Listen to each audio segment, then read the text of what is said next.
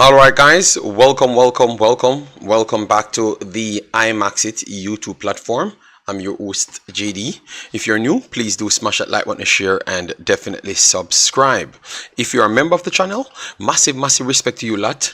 And how to become a member, please do click the join button, and YouTube will help you along the way. So as you saw by the title right here, big improvements coming for Jamaica Reggae Boyz. Leon Bailey complained about the feel in the National Stadium. Maybe it will be solved. We're going to be talking about that. We're going to be talking about the best 11 for Concacaf, how much Jamaican players made it and how much should have made it, because I heard a lot of persons saying a few things. We're going to go into the statistics right there, and we have a few more things, as in like the upcoming games and upcoming games to the youth teams, so we can close everything in. Let me start by giving some persons some bless up, and then I will actually just clear up something from yesterday's video, and we won't go into it. So we have Minister Nashan in the building, Danny Boy in the building, then we have Dima J, big up yourself my brother, Andrew Ein, big up yourself, Joseph Brown in the building, Patrick Cameron in the building, Sham 6 in the building. Yeah man, big up all of the man that's coming in.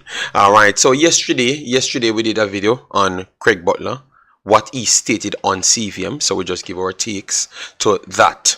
All right, yes, all of the things what we talked on was what he had said. All right, I had said that everyone should give me their takes, because for me, that's what I welcome. I welcome the conversation after the video, so I can talk to them. So it looks like we had said some things that maybe don't go into the level of his fandom.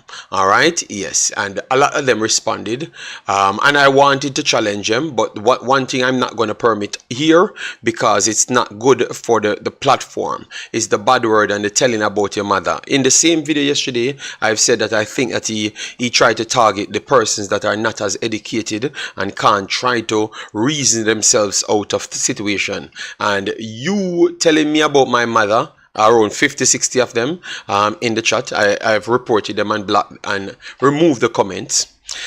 It's not going to get your point across, because I'm not going to even listen to you, because I wanted to hear what you have to say, like because we wanted to come to an understanding, so we could make him into a better person, or do the better thing for Jamaica, or whatever the situation is. So it was a conversation for that reason. So the fact that you take it to that level, it tells me that you are not rational enough to be even having a conversation overall. All right, yes. So what I'm going to do, I have not blocked none of you guys. But even parish council, I heard cursing out and stuff. Well, once you come on and curse the next bad word, we are going to block you from the platform, because I don't think you deserve to be close to civilization. You understand me? Yes. But I have not done it. I waited until I can come here, say what I have to say, then I will block you from the channel. All right? Because we are trying to deal from a respect standpoint, so everyone can actually watch the content and decipher what they want out of it and give a account for something. All right, so it's not built for you, those individuals specifically. Yes, and we have to move away from you, because maybe you are not the ones that we are trying to look for if you can't reason rational. All right, yes. Richo, big up yourself, from Birmingham, massive respect. Guys, as you come in, remember how we do it. Just hit the like button, because that is the thing that is really pushing the videos, and I have to say big respect to you guys, how you guys have been supporting the video from the other day. So keep on hitting the like button and keep on putting us where we know that we should be. All right, and we are going to keep on improving. Yesterday I might have cursed a bad word, because we are dealing a set of fraction, and we had to get it out there, because we are here for the kids and we are making sure to give the information out. So maybe I have gone overboard. I'm very sorry about that, so I have to improve myself just like others need to. All right, yes, but at least I can take accountability. All right, yes, so that is a big difference. So sorry about that for everyone that got offended yesterday. A lot of people called me and stuff, so I'm trying to improve the thing, but yesterday got a little bit fiery. Fire Gunner, big up yourself. Joanne, big up yourself. Pagan in the building, massive respect. I will tell JD, no, around 15 of them, around 15 to 20 of them, they were in the chat disrespecting and stuff, but you always see them on the internet. You see them in specific places, the only places that actually picks up for these people's slackness, you know. And what I was trying to target is, we are trying to instill back into people what we had grown on, so we can have a better Jamaica in the end. Because I would rather to have an educated man than a done said with money. Because the only thing a done said with money will do 95% of the times in Jamaica is to go back in his community, because majority of the person that will be duns will be coming from the ghetto. No disrespect, but that's how it is. Because I am from the ghetto as well. And what the first thing we are going to do, because we are going to try look company. So we are going to try and influence back our money back into a community. And what I am trying to do, I'm trying to make sure I preach education. The reason why, because I would like for you to tell a next kid in the ghetto to help him to educate himself. You know why? Because he will spread that education. He will make better decisions. And by him making better decision, it keep on working down the line until we can get a better ghetto community. You understand me? And then maybe crime rate would actually drop over time. You understand me? So that's my conversations. That's what I have, because I am from a fraction in life. So that's what I'm trying to achieve. I'm trying to be that change. I am trying to be that change as to what I saw coming up. So that was my reasoning yesterday. And if these guys couldn't figure that out, something is wrong with them. You know? Yeah. All right, bless up, Fort Management. These guys take the internet way too seriously. I bet they ain't doing that in person. I know that they wouldn't do it in person, Demo. I know that, but tell you what, I still welcome the reasoning, Demo, because you know that's the way you can change people, if you can have the conversation. You understand me? So that's why I welcome the conversation, because we only stated things off what the guy had said and put in what we know about the guy and let people come in and speak. And the next thing I want to clear up before I go anywhere, I don't have WhatsApp group, guys. The reason why I don't use WhatsApp group and I don't try to group up and talk to people, and I don't even like to talk to people on any football matters, because I don't want to come here and sound like me and you make up a story. So with what I'm trying to say here, when the callers them called in yesterday, they were all calling and giving their own takes. They don't know me, I don't know them, I have never gotten them their takes on anything. So they're just randomly calling in and giving their takes. So it's organic, nothing was pre-planned. I don't do WhatsApp and the group and corner thing. It's just people called in and give me their take. So I think we have cleared everything now. Let me move on to the positives. All right, because this is what I thought that got lost in transition. It's the players them that did something very well. Father Bing, big up yourself, thanks for being here. Sadna, apologies accepted. Yeah man, I'm gonna try my best to not do it again. Massive respect, Sadna. Yeah man, we are trying our best. Ernest, big up yourself. Teddy Beer in the building, massive respect. Andrew Hines said appreciate the humility, JD. We all get emotional at times. Yeah man, big up. And then we have Blessed, big up yourself. Conroy, massive respect. Tyrone, and then my brother Chris Smith, massive respect. Chris Smith donated to the channel, big up yourself as well, via the PayPal. All right, people that wants to donate via the PayPal, you can use the link in the description. So big up again, Sir Chris Smith. Let me move over to the chopping up now. All right. Let me move up to the chopping up, as you could see. All right, so these are some important bits. Let me just make sure we fly through these, because these are important. All right, so the youth 18s will go on a North American tour, as you could see right here, April 27th and 28th. All right, yes. So they have talked about the persons that would have been qualified for it. Players born through 2008 to 2009. Experienced players only. All right. All right. So pretty much, if you have played in the Manning Cup and all of those stuff, say you have your CV, you contact them. All right. Yes, and that would be a good opportunity for a kid to enhance his overall skill sets and his experience. All right. Yes. So April 27th to the 28th, and you have to be born between 2008 2009. I think you can born a little bit younger as well. Or you can born 2010. Yeah, you can born more up, and you can be younger, but you have to have the experience to match with it as well. All right, so that's all that is right there. And then let me move on to this one. We have not dropped this one right here because we have to look at all the goods. So Jamaica this is the completed group, because you had one team that was not completed in the group as yet. All right, so you have Jamaica, Guatemala, Dominican Republic, Dominica, and the British Virgin Islands. All right, so those are the teams Jamaica have to play in the first phase of the World Cup qualifiers. All right, we will get to more details as it goes. All right, yes, so we have cleared up all of that, and the JFF and the working with FIFA. Let me just read through this to let you know.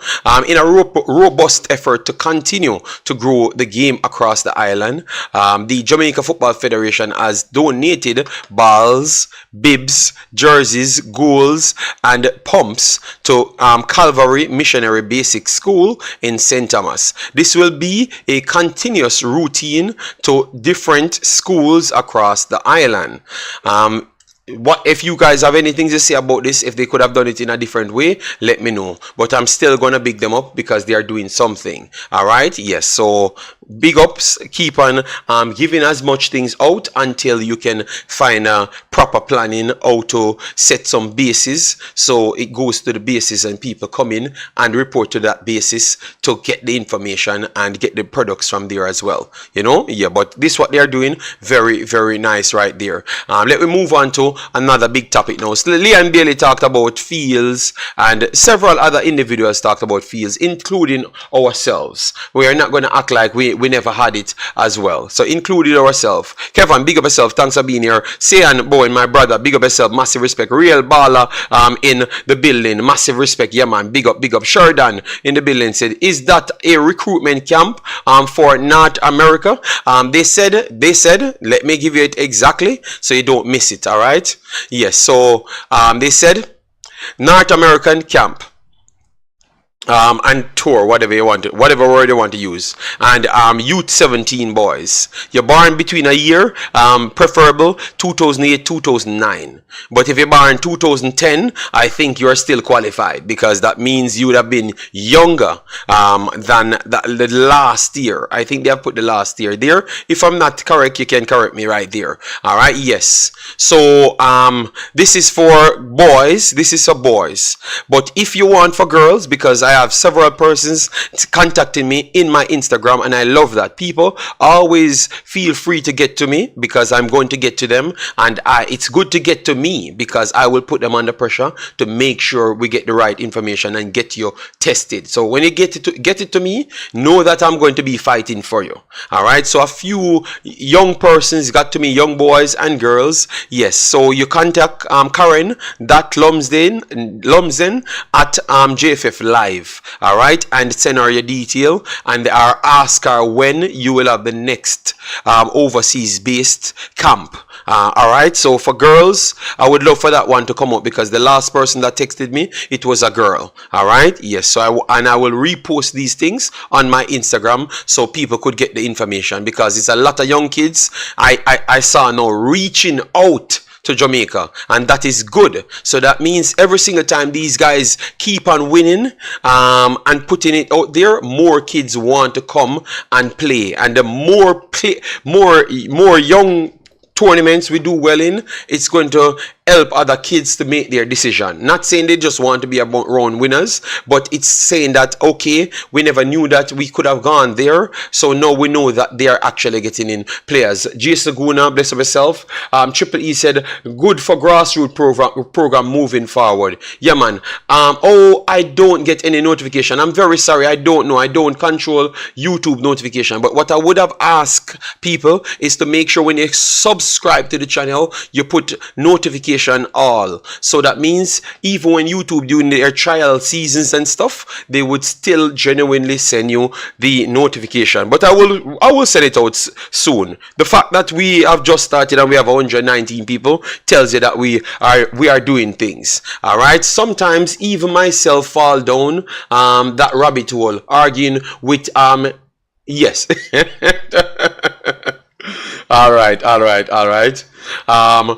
Ricardo said our defenders are standouts, yet people think we don't need proper attackers. We're gonna get it. And remember my brother Dwayne Thomas. Let me not say Thomas, all right, because I don't want people to say that I'm not pronouncing anything. You have the English teacher in the class today, so you have to make sure he is present from early. All right, the youth is rising, and then we have Winston.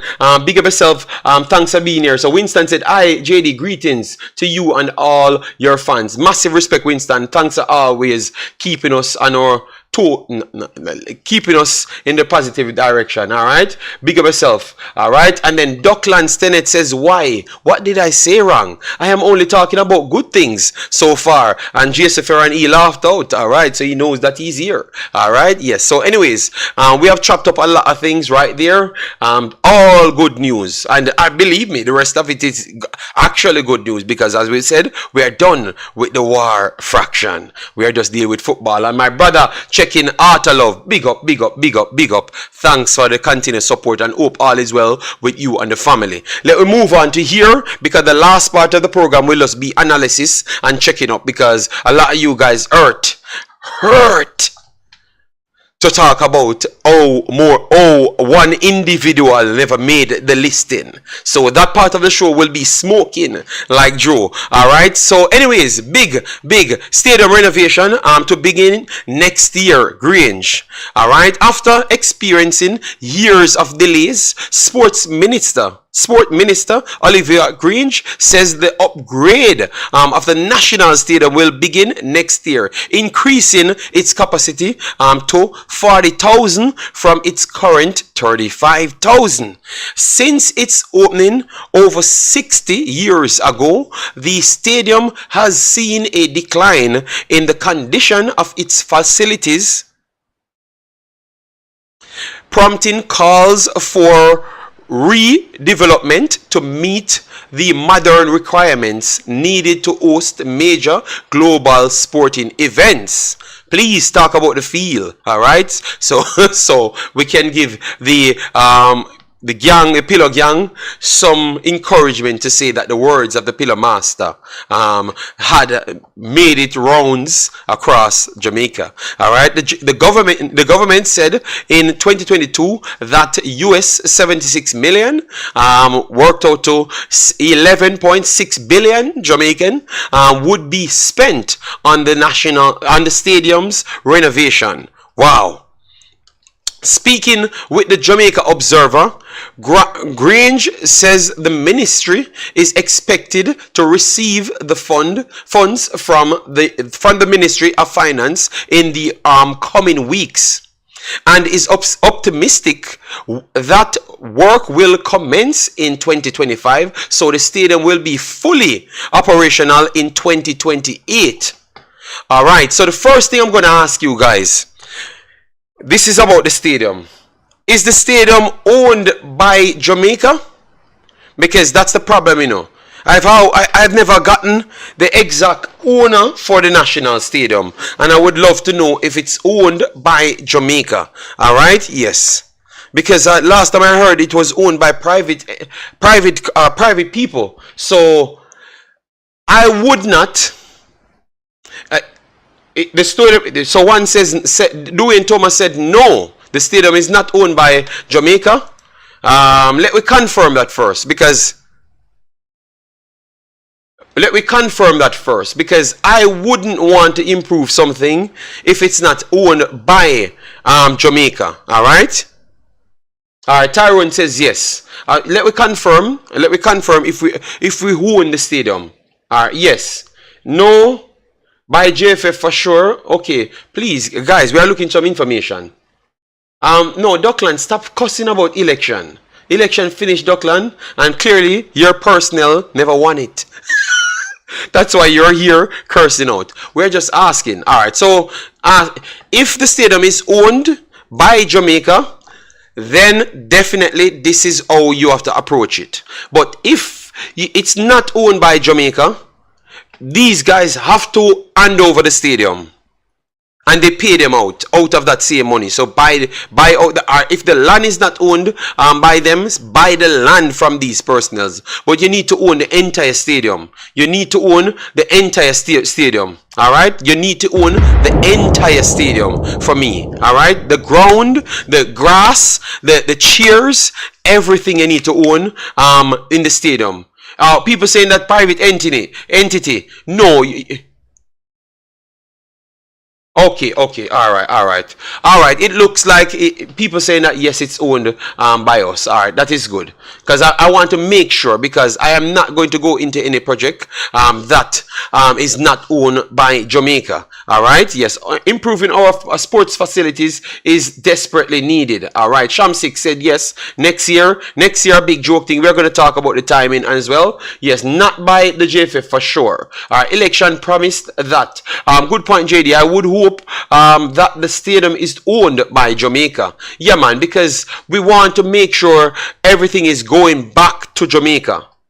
And yeah, no, I'm not sure if we own that stadium, because the last time we had an event, when we were talking, what they said, maybe it's run by other individuals. So maybe that's the case. All right, maybe that's the case. All right, so Devante, massive respect for the super chat, said big up JD. I seen your live stream with Tak and 11 Young. Just want to know who the best team in Concacaf is now. We're gonna get to it, and I have confessed that it is United States. The Mexicans let me down. All right, yes, I have to go back to Jamaica. So yes, Devante, I am going to concede to state that it actually is United States. All right, I'm going to do more analysis in the future. Don't worry yourself. All right, yes. All right, so that is Devante. Devante made sure to come in and ask me, one thing, people don't let me get away with my takes, they have to stalk me, All right, big up yourself, Devante. All right, probably at one time, Jamaica own it. Danica said it is owned by Jamaica, but run by Independence Park Limited. Okay, fair enough. All right, yes, thank you, guys. Thank you, guys. And that is what we want. We want information. Yeah, man. Massive respect. Yes, guys. We have 113 hosts. Hopefully, we passed 100 already, because it's just pure positive news. I'm hearing like people like Dockland Stennett, which is the fake Stennett. Yeah. I don't know who the real one is. Could you guys tell me who is the real Stennett? Because I'm saying Dockland Stennett is a fake one, so I guess his father is the real one. He has some problems, stating that why things has to be starting next year. So if they're going to get the money in the coming weeks, Dockland, which is already the end of March, going into April, right? You don't think it's going to take time to find the persons to start the project? You don't think it's going to take time to find the people, get the plans sorted out and everything? You think it just finished, like you just get the money and get someone tomorrow and the architectural designs done, the companies that's going to run it done? Everything takes time. It's not going to finish in one run. Dockland, you're losing it, from your retire Omari Bell, you're losing it because I think if they're starting early next year and they can get everything together, I have no problem. And if it's going to take 3 years to get completed, I have no problem with that as well. At least they're starting something. Let me know what people have to say in the chat about that. I have no problem because they weren't doing it before. All right, yes, and this is the government actually improving this thing. All right, he says he's the bright Stennett. Okay, I have not heard anything from him, I just hear you telling me, so I don't know where he commented that. Okay, or maybe that's not the first time something like that was said to him. Oh my God. But honestly believe the National Stadium should run by Jamaica. All right, but maybe it is still Jamaicans, Osh Poppy, big up yourself. Thanks for being here. Massive respect. All right. JD, need to remove the bike truck. Okay, but the bike truck or the sporting truck you're talking about? The sporting truck, or the racing truck, I should say. I think it's needed because we don't have so much stadiums to separate these things. You have big other international teams that plays in stadiums with tracks there. So I don't think that is a big problem, but they have said that they're going to move up things to get the space and stuff. All right. So people, you could just read through this article and get the rest of the information from it. But I think it is very good news. Very, very good news right here, guys. I think it's very, very good news. I don't know about you guys, but I think it's a very, very good news. All right. Very, very good news. Yes, so let me know your thoughts on that one. Let me move on to the next part now. This is the footballing part now, football on the field. All right, and I'm going to have to put up my statistic sheet here because obviously we are dealing with some emotional persons from time to time. At least the fraction of persons that support certain players, So I have to bring the facts with it as well, so we can't argue to the point of disrespect. All right, yes. So I have to make sure that is out there. So we go back to the big argument, people. All right, blessings, Warren Webster. New media in the house, owned and run by Jamaica with private people. Thanks very much. Yes, JD, the stadium owned by Jamaica government. All right, that is nice. So anyways, this is the best 11 right here. Turner in goal, Cesar Montes, Lembikisa, Hector, and Robinson at the back. Adams, McKenny, Alvarez, Reina, Ajirite, and Pulisic made the 11. Let me go through it as to what Concacaf had to say. Matt Turner, the winner of the 2023-2024 Concacaf Nations League Best Goalkeeper Award, had 4 saves over the 2 matches for the US and kept a clean sheet in the final. So that is the reason why they have given it to Matt Turner. So what I'm going to do, I know that people ask about Andre Blake. What say you? You thought that Andre Blake deserved it over Matt Turner? Because what I'm going to do, I'm going to pull up Jamaica 2 games that they have played. So against United States, he had made saves, claims around his backs. So I'm going to try and pull that up for you just to get the information. All right. So this is Mr. Blake. So this is Mr. Blake. Had made 5 saves over the 120 minutes in this one. Conceded 3 goals just the same. Had 39 touches. 11 of his 25 passes were accurate, which is 44%. Not the best on the day. Long balls that he tried was 22, completed 8 out of that. Still not bad. 1 clearance in that game. Alright, so that was that one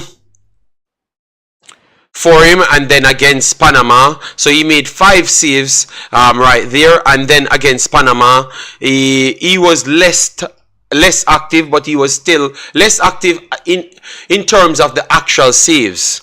but the rest of the things, yes, he was active. All right, so 90 minutes played, 2 saves, 2 runouts, 2 of 2. I claim 1, saves from inside the box 1, and he had 49 touches, which is much more better. 26 of the 38 completed, 68% of his passes, and long balls completed 4 of 16, and clearances is 2. All right, 2 clearances right there. So in total, he made 7 saves. So for the people that said he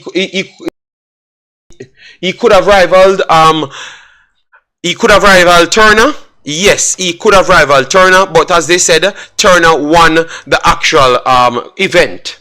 So for me, I would say Turner would have gotten it, because even against us, Turner made some good saves against us. He ran out on Cephas to close the angle, and that was very good as well. That was a defining moment to keep United States in the game. United States could have gone over the Boyz if it was not for him in that save. All right, yes. So he did turn up big for them, and he starts their play a little bit more better than us. All right, so that's what I am going to say, but I would give you guys the time. You can call in on any one of the players them that you want. All right, and give me a take. So that is Turner. So I've given Turner the nod right there. Defender now, defender. Let me hear what people says. All right, so okay, fair enough. I want to hear what people have to say on that, if they're gonna go with Turner or not. All right. So guys, Turner or not, Turner or Blake, which one are you going for? Then we have Jane Weather. Say top of the morning, big up yourself, Jane Weather. Thanks for being here, guys. Go and support Jane Weather. He has a YouTube channel, so go and support him as well. He breaks news always. All right, yeah, man. So Blake over Turner. Demo goes with 78 likes. All right. Let me do better than that on the likes. Akwasu Bansu went with Turner. All right. Only thing Turner has over Blake is passing out from the back, which is not exceptional, but it is better than Blake's, and he can save people. We're not gonna bring him down. All right. So Anthony Robinson, United States, was his usual active self at both ends and finished with 2 steals, with interception and 4 clearances. All right. So for us, Greg Lee had a goal. 1 second, guys. Let me go and pick up something. 1 second, guys. 1 second. Give me a second. 1 second, guys. I'm gonna go and pick up something.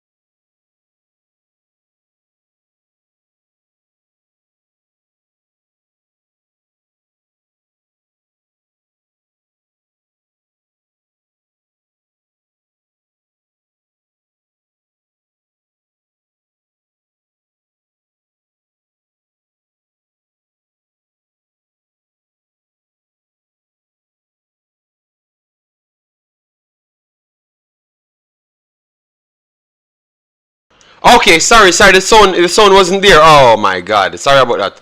No, no, no, no, no. I am saying, I was saying, yes, I know that I'm on mute. Sorry about that. My fault. It's okay now. It's okay now.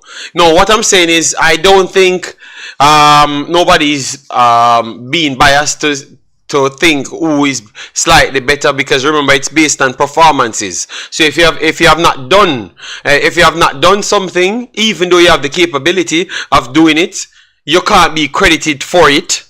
So I couldn't use it to say that a person is biased if they are similar, because it's what you have done. And if one have won something and one didn't, it's hard for me to come out here and say that I'm going to still give Blake because Blake is the better goalkeeper. I would have to say that. Tell you what, Blake better than him. Slightly, yeah man, Ernest, it's okay now. Sorry about that. Blake better than him. Alright, no problem. But over this span, he did such and such, so that's why I'm going for this. And if you're going for Blake, you tell me what Blake did. Because I have looked at what Blake did and I'm saying, yes, if you have gone for Blake, I have no problem. You understand me? Yes, but they decided that, oh yes, he made this amount of saves and such. So let me just go on what he had done. Alright, because it doesn't matter how good you are. If you don't do anything, we can't credit you for it. So let me just go on what the guy did over the time. Alright, so 6.8 he got in the first game. Let me just pull it up to give you his actual stats. And definitely he's going to dominate the ball a little bit more, because definitely they have more of the ball. Alright, so 120 minutes, 2 saves in that time. As what I said, 2 of the 2 successful. Alright, and 1 was very, very much crucial. Alright, saves from inside the box 2. Touches, 42 touches, and he completed 24 of 33 of his passes, 73. And out of the long balls, he had 4 out of 13. And clearances, 1 clearance in that game. That is for the Jamaica game. Alright, and then now you have the Mexico game right here. The Mexico game right here, he will be doing a little bit more than Jamaica, because obviously Mexico is slightly of a more pressing team and cause you more problems. Alright, so he had 2 saves, 1 punch out, 1 high claim and 1 save from inside the box. 36 touches, 11 of 24, and his accuracy of pass is 46%, and 3 of 16 long balls, because obviously Mexico is a different type of team. Alright, and 1 clearance. So they didn't have different stats. So I could see where people could have that conversation. Alright, yes. So anyways, now Anthony Robinson got the left back position. So how you guys look at that? Because you had Greg Lee, the next person up in line. That I would say Greg Lee was the only one I could have put in the entire tournament up against Anthony Robinson. Anthony Robinson played over both games. Greg Lee had a goal at the start. He defended his life out way more. In one game, Greg Lee had more stats than Anthony Robinson. So that's where I would have the problem there. I think Greg Lee could be questioned right there. Let me know. Greg Lee could be questioned there to take it over. Let me know. That is the only thing. One of the first ones I would go against. Greg Lee over Anthony Robinson. Let me know. Alright. Greg is a train. Him always a run. Yes, I thought that he played well. And Lee didn't have any steals, JD. Yeah, but steals, it's just American words. It's not steals. Interception. And let me bring in Greg Lee to show you, alright? Alright? So Greg Lee's performances, let me show you, alright? Because the boss said he didn't have any steals. Alright, so this is not Latibodier, Greg Lee. Alright, so Greg Lee over the first game against United States, he had a goal, which is big, had 37 touches, 6 of 16 passes. That is very bad. You cannot hear me. Winston, you're back in the video. Winston said he can't hear me. Damn. My sound is off. I don't think my sound is off because it's saying that my mic volume is even loud, too loud. All right, so 6 of 16 on his passes, which majority aside from Deshaun Bernard, everyone had poor passing. Everyone had poor passing. So I'm not going to beat Greg Lee so much. So 6 of 16 is poor still, 11 of his long passes, which that's what we resorted to. He never completed one of them. He had one shot on target and it was a goal. And in his duels, he won 2 ground duels, last 3 aerial, last possession 22 times, committed 1 foul. And in his defensive department, he had 1 clearance, 0 block shot, 2 interceptions, which should have been 2 steals, and 2 tackles right there with 1 dribble pass. Alright, so that is one of his actual games. And then now we have the Panama game. Let me go and bring that one up so you could get to see it as well, and then you can measure it and decide if he deserves it. Greg Lee played 89 minutes in the Panama game, 43 touches, way more, and he completed 15 of his 25 passes, which is 60%. A lot better than 38. He created 2 key passes in this, so even though he never scored, he's still trying to link up plays or in the actual balance throughout the good end of the attack. Alright, crosses, he tried 2, completed 1. 4 of his long balls was not good in the games. Yes, because that is over 11, so he's poor in the long passes in these 2 games. But both of these opponents are actually higher rated opponents than ourselves, and the style that they play is much different. I'm not giving him excuses, but I'm just telling you, 1 dribble tried, it was not good enough. Had 1 out of 4 duels and 2 of 2 aerial duel, so that is good. Last possession, 16 times, committed 1 foul, and in the defensive department, 2 clearances, 1 interception and 1 tackle. So he has 3 steals.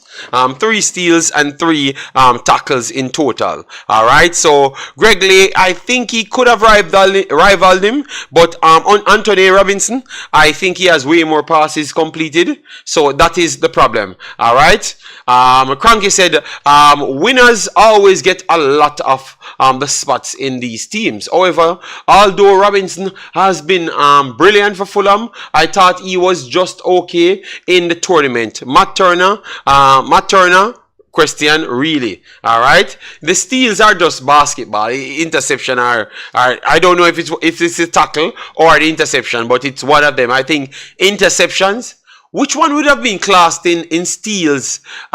In steals, are both of them would have classed as steals?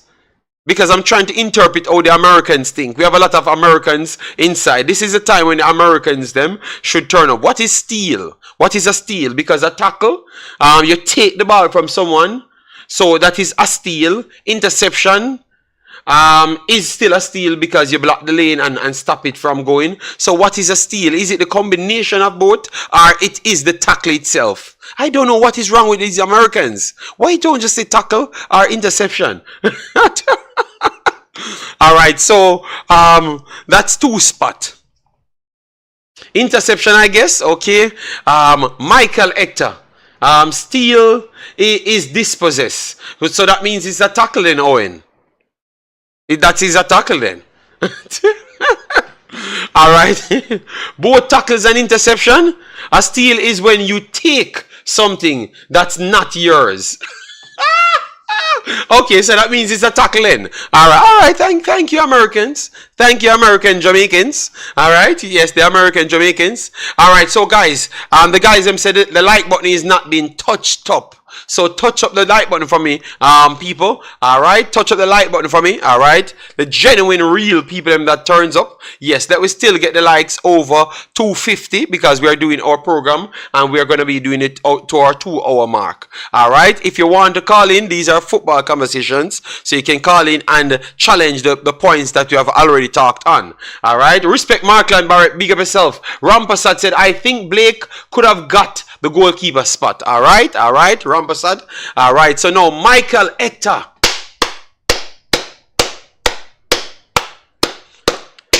Redeemed himself. I think this guy have been done big, bad in Jamaica. Very bad. And I don't think Michael Hector have much bad games for Jamaica. I don't think so. In his entire career, I don't think so. Even in midfield, I never thought he had the bad games and that people always said. But anyways, now he's in his rightful position and he was one of the highest rated players them on the list. Hector was a big reason why Jamaica were seconds away from defeating the US in the semi-finals. The centre-back was immense for the Reggae Boyz and amassed 7 clearances in 2 games to go along with a steal and an assist. All right, so that's why they put Hector in it. All right, can you stop use the word steal? Hector used to have bad games. JD, speak the truth. No fouling. No. Hector have a lot of good games. When most of the Jamaicans are saying that he's playing bad, he was not playing bad. I'm very sorry. He was not playing bad. A lot of his games are not bad games. I think how people assess the games were different. JD, you have been very lenient and I was thinking about that.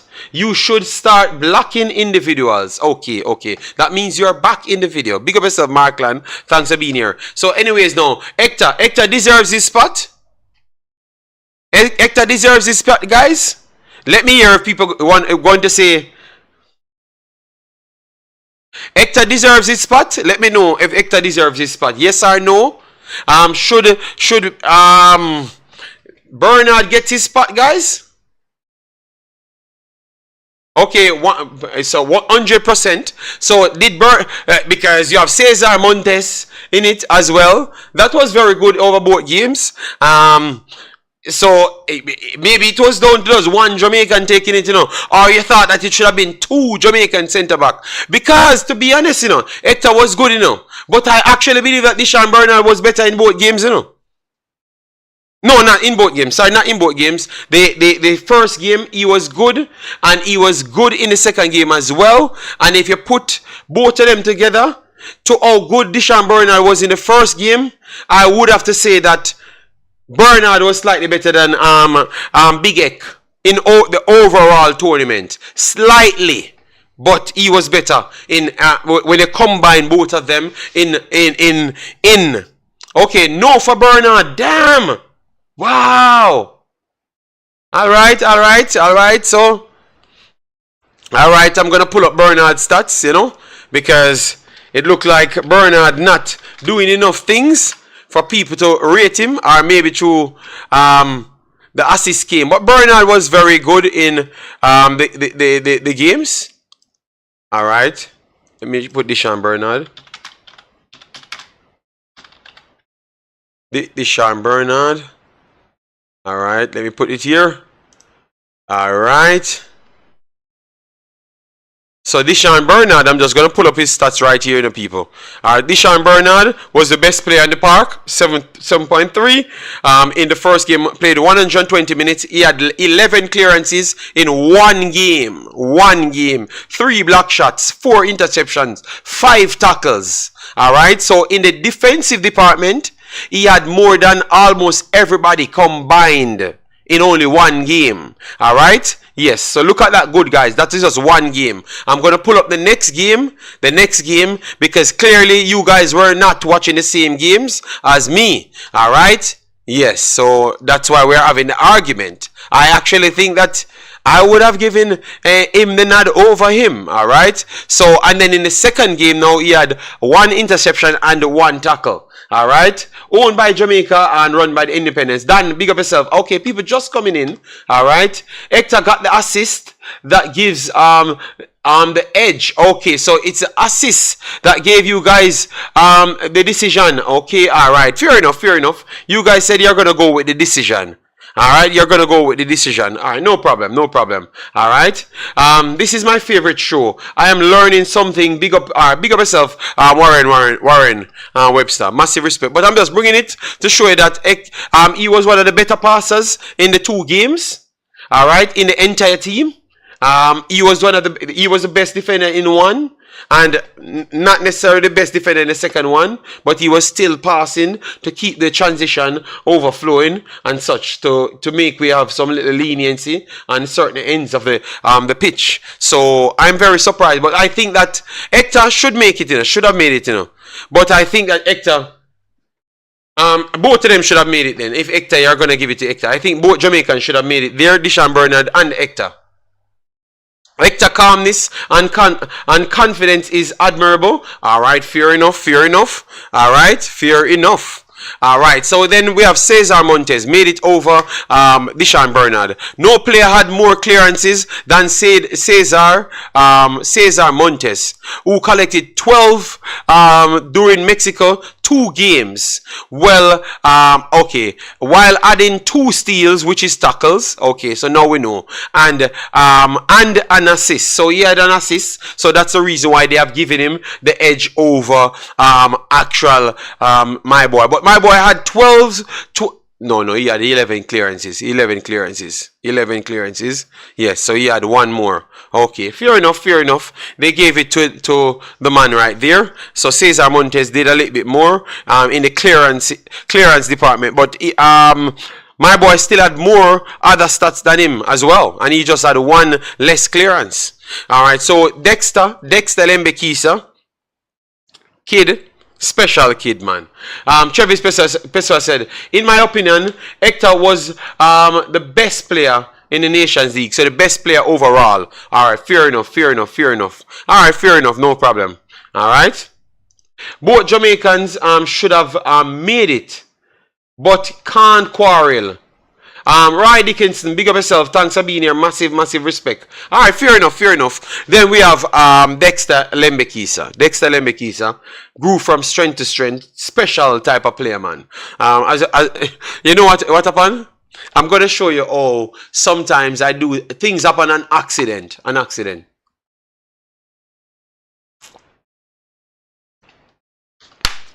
going to show you all things upon an accident.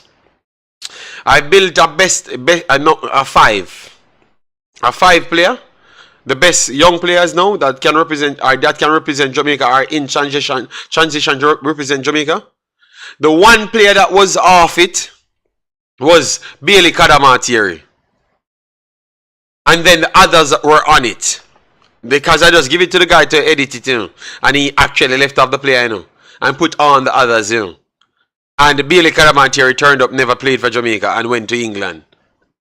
But all the others were on it. And for me, Hutchinson and Lembikisa have always been the best 2 players under 21 that Jamaica had for a good stretch now. A very long stretch. And Lembikisa keep on running down Hutchinson. Hutchinson kind of reach a level that you have to say that he's on that breakout now to become a $30 million player.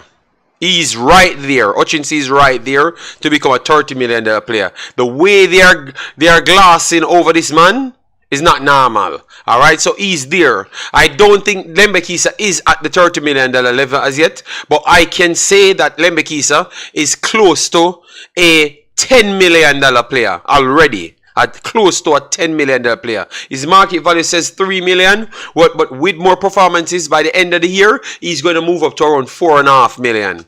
And that is on his market value. But to buy him, he's going to be around $10 million. So this is what I've always said when it comes down to these kids. You will find these special gems. Because I don't know if we have a higher rated fullback than this ever in football. Bibi Gardner maybe would have worked way more in this time. Bibi Gardner maybe worth 30 million. He could have worked up to that, but I don't think we had fullbacks that had the same capability as this kid, aside from Bibi Gardner. I can't name a few more. Let me know if you can name a few more. Mariappa plays fullback sometimes. He's highly rated, but I don't think he was rated highly as this kid. So because remember, we had statements from Wolves saying that they are banking their future on this kid. He was number 1 on their list out of the top 5. So that's how they thought that he would have progressed. Alright, yes. Sheridan said he's watching delayed. Okay, people sleep on Dexter, but him in incoming years, he will be the best right back in the region. Dest is in the region, and I think Dest maybe he's stronger than Dest in the defensive department already. His attacking part is not the best as yet, but I think Dest is better than him. Dest is better than him, but he's up there. He's up there already. All right.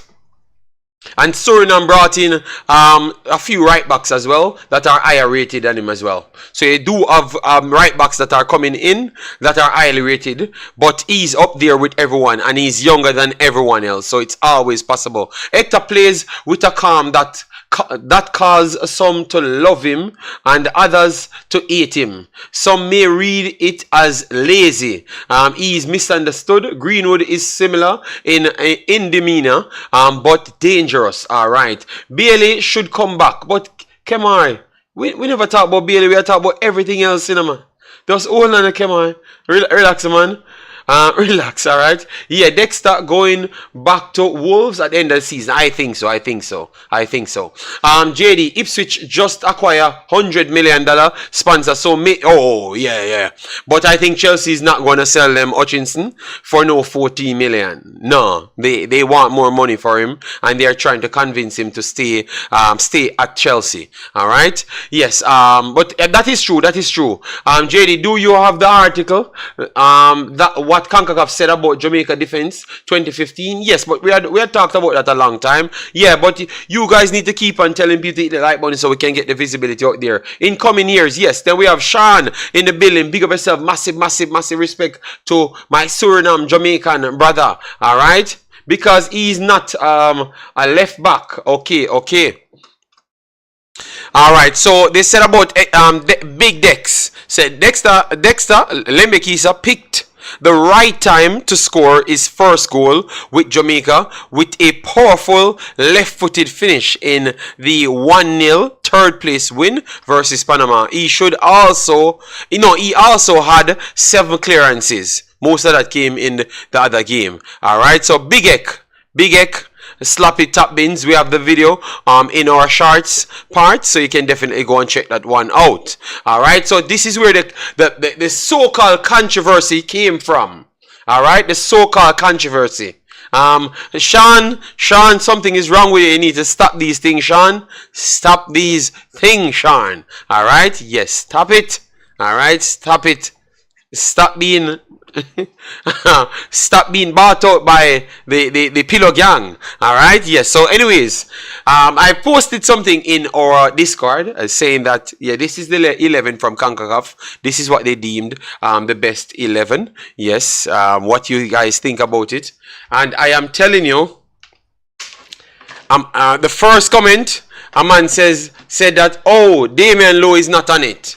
All right, so I am here to make sure I debunk that today, all right? Because I don't believe Concacaf made a mistake. I don't think Damian Lowe was nowhere good to any standard of going in as one of the best midfielders. That is a joke and it would be a lie, all right? I am not going to sell the propaganda of Jamaica. It's not going to happen, all right? No. He was not that good in midfield, people, and I'm very sorry. I am going to bring the facts to you, and then you argue me. I know I'm going to get called, and people will beat me by that statement, but he was not good to me. He was not good enough to me.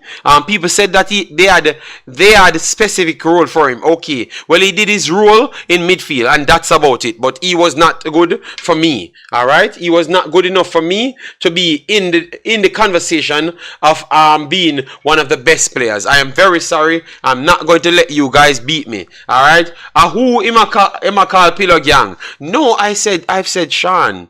Come on. So please don't fight me when I've not called the name. I said Sean. Sean Base? Yes. Agent says, please not talk about. I was not talking about anybody else. It's Kemai came here and talked about Bailey. It was not me. All right. Yes. so Kemai, nobody fighting. All right, so let me go here because I know Damian Lowe has his church. So this is Damian Lowe's stats as well. All right, and remember who is he going up against? Let me make sure to show you who is he going up against. He's going up against Edson Alvarez, Tyler Adams, and Weston McKennie. Those are the three players that he's going up against. So I'm going to pull up the stats right here so you could get to see for yourself, all right? Because I know that people like the sensationalism, but we have to speak reality, all right? So 3-1 against United States. I thought that he was not good against United States. He tried to block lanes, but not him blocking the lanes were okay, but his passes were so terrible. The ball goes straight back to United States. So most of his tackles come like a waste of time because he was giving away back the ball. All right, so he played 120 minutes, had 68 touches. He had 15 passes completed out of 35. 15 passes completed out of 35, which is 43%. He had one key pass in the game, tried across, never came off. He had 4 balls out of 10 completed. All right, he had 1 shot block and 1 dribble attempted.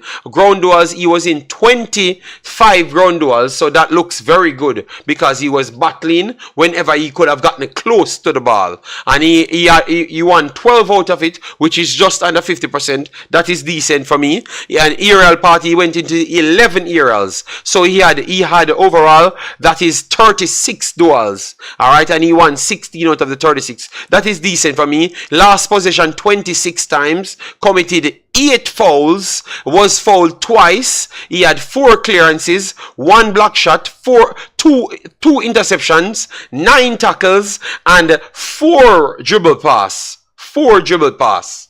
All right, yes, so that's the reason why I thought he was not good enough for me to make any best midfielder. Because the duty of the midfielder is to tackle, win the ball, and link up play.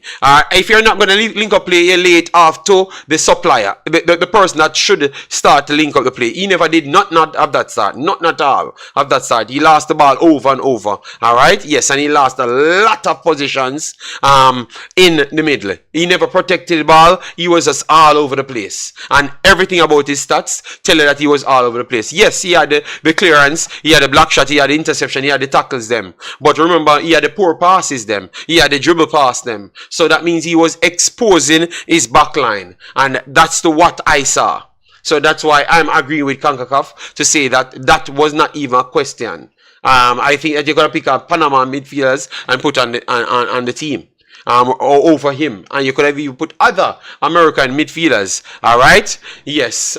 So he did a job for Jamaica, what Jamaica wanted, but a midfielder's job, no. I am very sorry, people. So he did a job for Jamaica, and as I said, I will always put him in my defense line.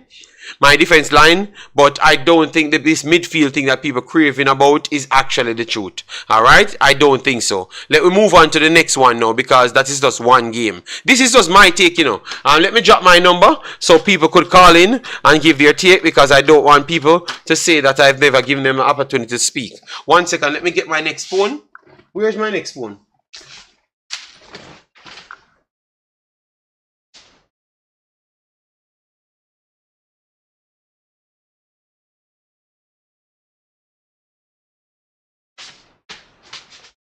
Alright, so because I wanted to pin the link. So people can call in and challenge that. Alright, JD Aravel in the midfield. Alright, JD not in defense. On the bench. No, I can say for defense. Because this is a smoking part of the show, you know. Because I want people to tackle me, because a lot of people they were questioning it, so I want them to tackle me and my breaking down of the reason why I said so. So if you believe the other way, please educate me on that. All right. So I am going against the coach. All right. So let me make sure.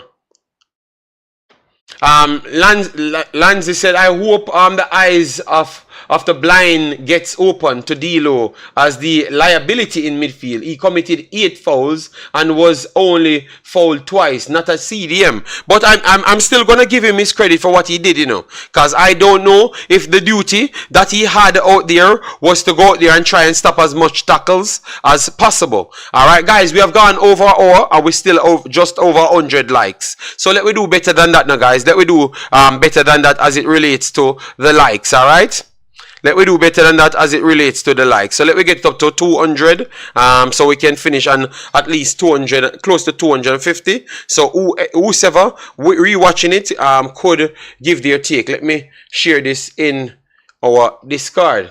All right, so let me know. Mirak says I'm with Low not making the team of the tournament. All right, so if Mirak comes and say that, only Ishmael alone should come out, because Mirak and Ishmael is the two Dons, the two Dons of the Low club. They are the two Dons of the Low clubs. And so if they are going to say they are okay with it, I don't think anybody else can argue. All right, but let me go through Low's next stats.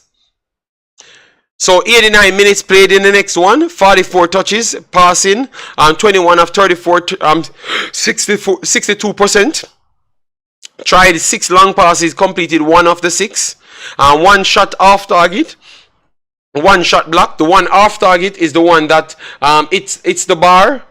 So the coach all up in his grill, and that's what the coach pick your team off what your eyeballs see, man, and stop go in your feelings too much, coach. I'm gonna ask a question, and I would love to hear you guys' opinion on it. You guys think the coach is the coach kind of, you know, I don't want to say it, but you know, I think the coach kind of picky. I wonder if the coach start feel vibes. You guys get the feeling like the coach pick up vibes sometimes. you get that feeling, people. You know, I don't want to criticize him, but sometimes you get the feeling that the coach pick up vibes, because when I'm listening to him, I'm saying, coach, just wait until the analysts them come out now before you say these things. Defend your opposing view to JD, aka Smoke Show. Yeah, man, they ain't gonna say that. They ain't gonna call in and say that. And if I don't hear the pastor come in, yes, it's good. All right. So Damien Lowe put in his tackles, but it proved to me that he's a defender rather than an actual midfielder. All right. Big up JD, and all leave Lowe alone. He's blocking and running through. Oh my God.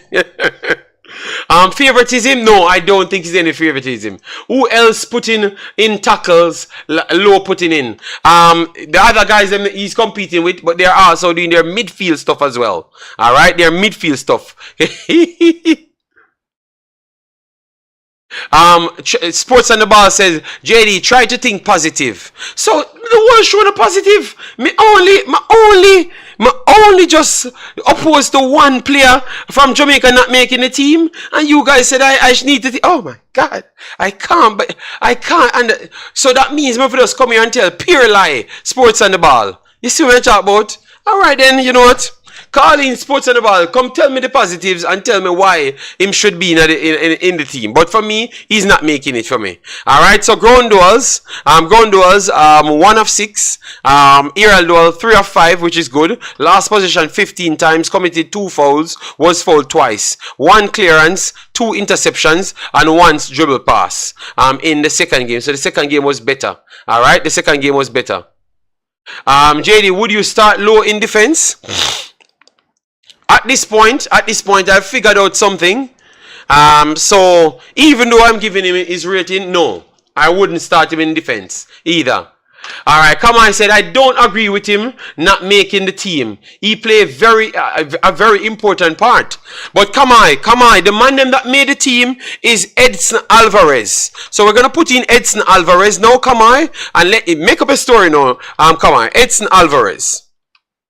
Edson Alvarez, let me put it in, and let me put in Edson Alvarez. And he was not solely playing defensive midfield. He was playing more than one part of defensive midfield. Even though Lowe was not playing defensive midfield, he was playing more of a double eight. Alright? Yes. So anyways, let me pull up Edson Alvarez. Edson Alvarez, 77 minutes played in the first game. He had a goal in the first game. So that kind of supersede everything so far. 36 touches, 18 of 24, 75%. 2 of 3 long passes, 2 shots, and dribbles attempted 2, he never completed one. 1 big chance missed at the time. Ground duels, 2 of 5 completed, and was fouled twice. And completed 2 interceptions. No dribble pass, no tackle, because he was playing high up the pitch. Alright, let me go. That is his first stats. And then against United States, he had a 6.5 right here. Alright, and obviously, even though he's playing higher up, he has to put in more defensive shift, because United States is better than Panama. So, alright, so he played 90 minutes. He had 76 touches. So, way more, he had 77, way more, double amount that he had in the first game. He completed 37 of his 53, 70% passing, 3 of 9 long passes completed, 1 shot block, 1 of 1 dribble, 6 of 13 ground duels won, 3 of 4 aerial duels, last possession 23 times, was fouled, committed 4 fouls, and was fouled 2 times, completed 4 clearances, 1 interceptions, 3 tackles, and 1 dribble pass. So even when his team got dominated, I wouldn't say dominated, but the better team won against United States. No, United States won against them. He was still one of the better players on the pitch.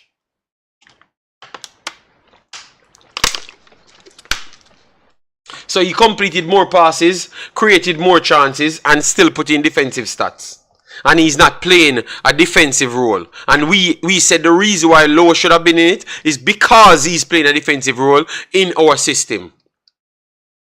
So I don't think he makes it over Alvarez. And then the next two now would have been Tyler Adams. Tyler Adams played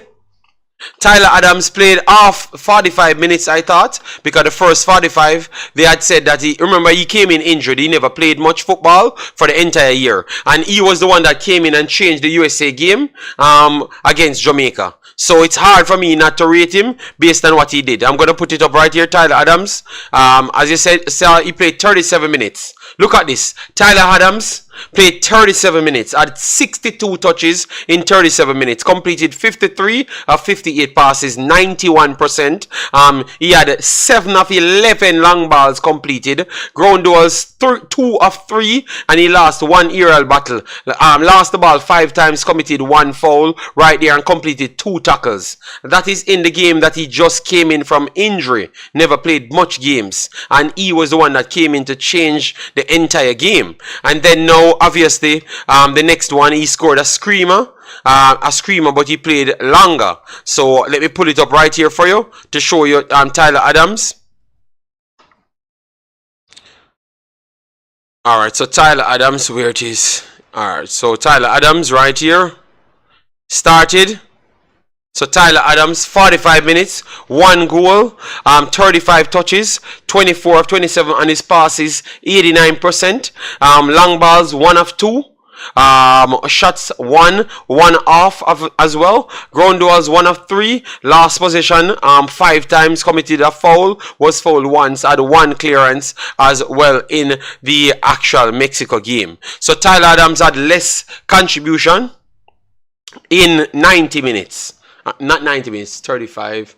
No, I think he played 45. So 90 minutes. Put it to 90 minutes because it's 2:45. So the only person you could try to put him in over is Tyler Adams, because Weston McKennie had way more stats. Weston McKennie is like the stats dominator. Alright?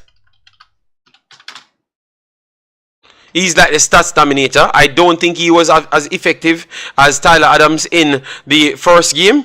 I thought that because the wingers for United States, they are not creative enough, really impacted him. But when it looks at the numbers, he batters the numbers, man. 120 minutes played, 131 passes tried, completed, no, 131 touches, completed 90 out of 101 passes, 89%. 4 key passes created in this game alone. Tried 6 crosses, completed 2. Long balls, 6 of 12. Alright, 1 shot off target. Dribbles, completed 1 of 2. Ground duels, 2 of 6. He lost both aerial battle, last possession 22 times. Committed 2 fouls, was fouled once. 1 clearance, 2 interception right there. So he's the man that dominates the stats. Dominates the stats. Alright. Who or what is stopping our great local talent to develop like Costa Rica? Maybe the league improving the league would have improved them as well. All right, yes. So and then let me go up to the final game against Mexico.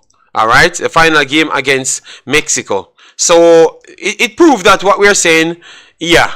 The guy deserves his position. 90 minutes played against Mexico, 56 touches, way less than the last one. Obviously, Jamaica sit off, so he had more time to play on the ball. 25 of 34 completed, and his pass inside, which is 74%, 4 more key pass. So it's 8 key passes he completed. Tried 1 cross, it was not good enough. 3 long balls was not good enough. Dribbles, 4 he tried, completed only 1. 6 of 12 ground duels, 1 of 3 aerial duels, and last possession 17 times. Completed 2 fouls, was fouled 3 times, 2 clearances, 1 interception, 2 tackles, and only 1 dribble pass in 2 games.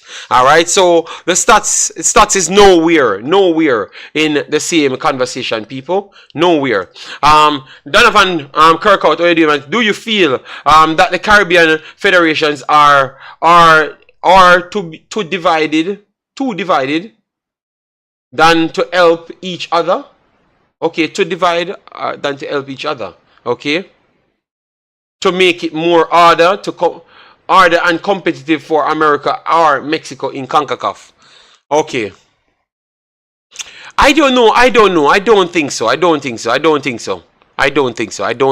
that's a problem. I don't think that's a problem at all.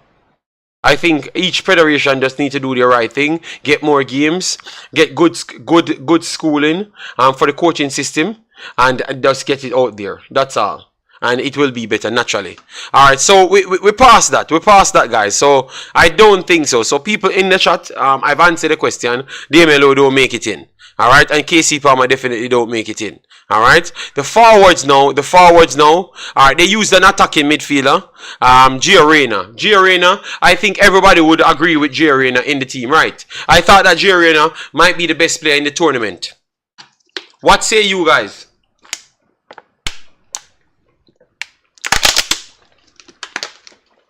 I thought that Gio Reyna was the best player in the entire tournament. Would you guys agree or not? He never got enough game time in the first. He missed out the first half and then came in after the second. In the second half. But I thought that Gio Reyna was the best player in the entire tournament. Yeah.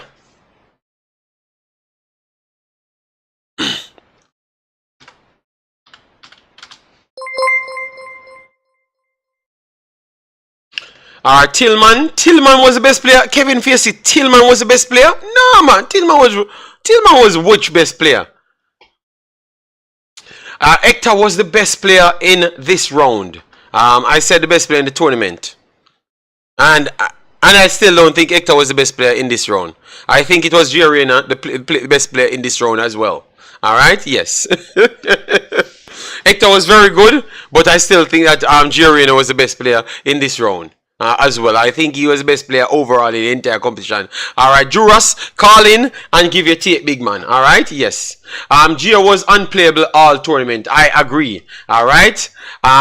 Ian Miles, thanks for being here. Massive respect. Alright, KC Palmer would have a similar impact to Reyna if he was played further up the pitch. It could be possible. Could be possible. That is definitely true. Yes, it could be possible. All right. Yes. So Gio Reyna. This was against Mexico. Yeah, this was against Mexico. Yeah, because in the next one he had 2 assists. So 79 minutes played against Mexico. Right. One goal, 58 touches, 35 and 42 passes, 83%. One key pass in the game, 3 of 7 long balls, 1 big chance is created. Alright, 1 shot on target, which was the goal. Last both dribbles, 3 of 10 duels.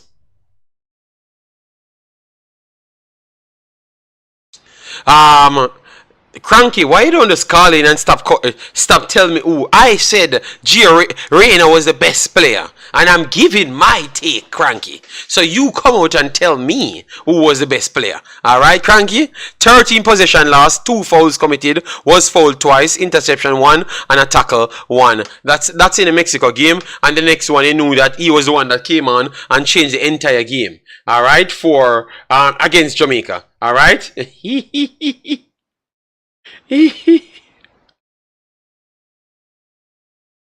Oh, no. Hola. No, man, Cranky. Cranky, oh, you mean? Cranky said Gio only played 1 game. He played 1/2 of the next game. Let me put in. No, Cranky, no. He played both games, Cranky. And played good both games. Remember, he came in at halftime, you know. At halftime in the first game. And then he played the next game. So, no, Cranky. No, man. Let me give you.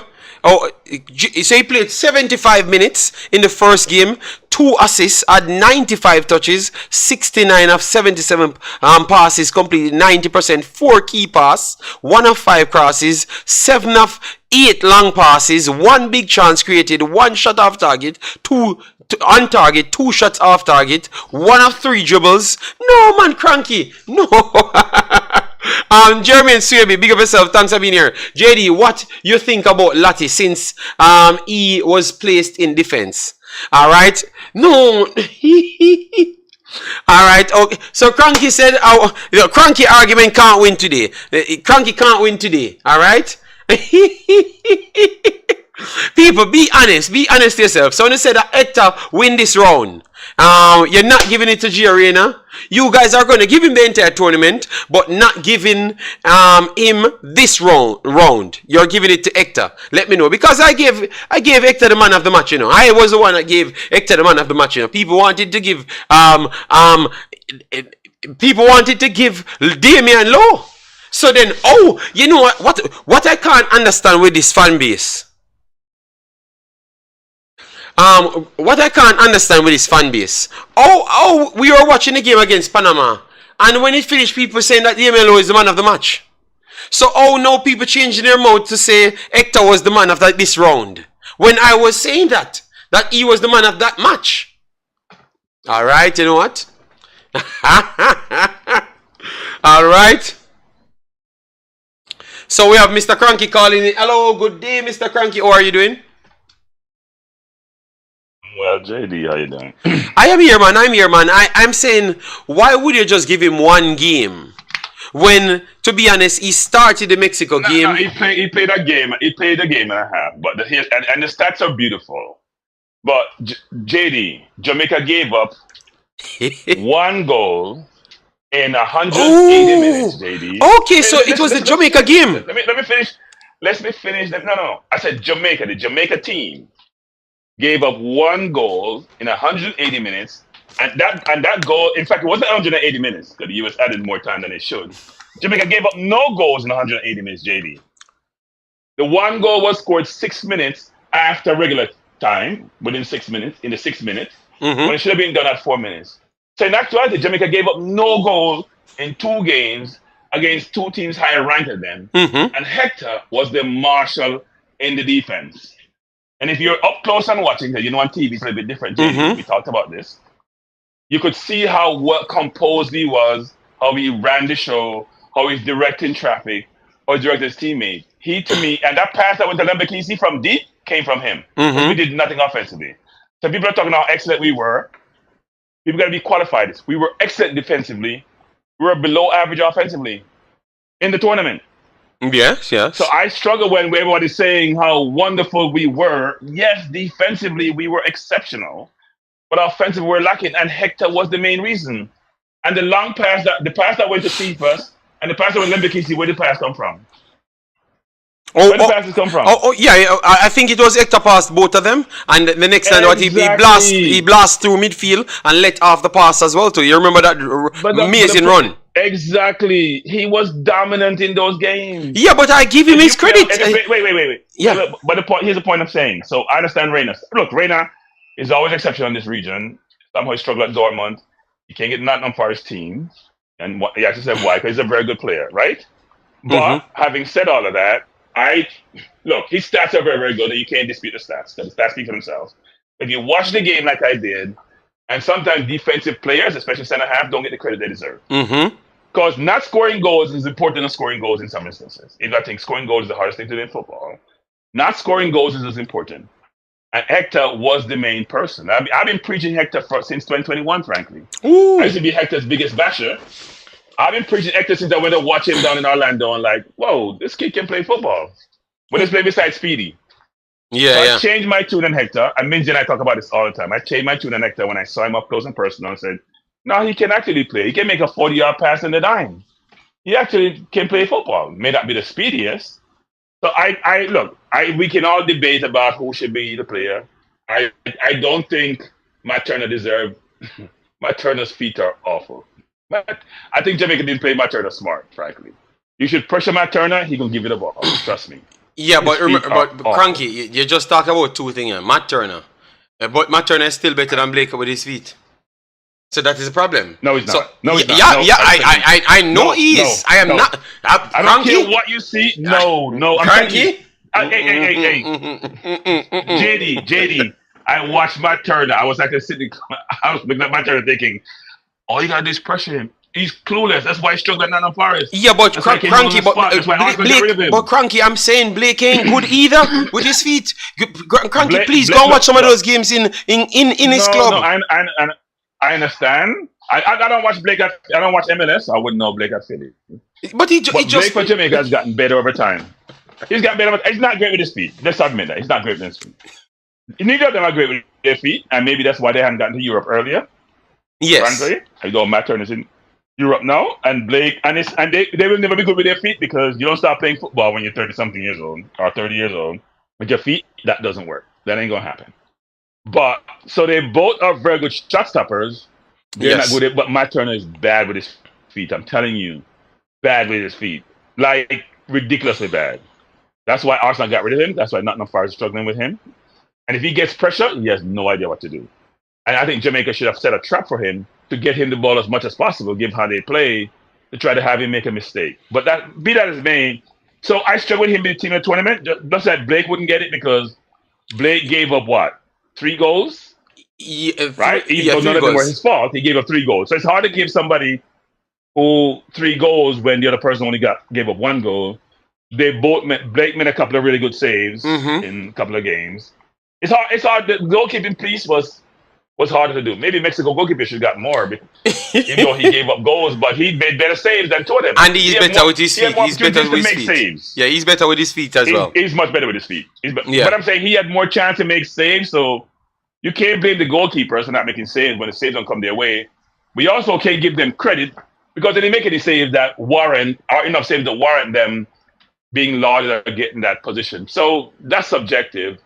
I don't think Robinson was better than Greg Lee, actually, because Robinson, even though he's brilliant for Fulham, I know the stats may be much better, because when you're under pressure, JD, think about it. US pressing, so your stats are not going to look good against the US. That's why Mexico. I think he's passing only, but the rest of the stats were better than Robinson. The rest of his stats were better. Here's the problem, JD. When you see Robinson Fulham, he's brilliant. He's up and down the wing. And I was asking Des that, because I told people I saw Des at the airport. I didn't think Robinson was brilliant in the tournament, actually. Maybe he's tired. Because when he plays for Fulham, he's up and down the wing. He's going by whoever is playing on the left. When he played again in the tournament, he just played regular. He wasn't overly brilliant. Maybe it's how their style of play actually affected him somewhat. But I didn't see him being brilliant, actually.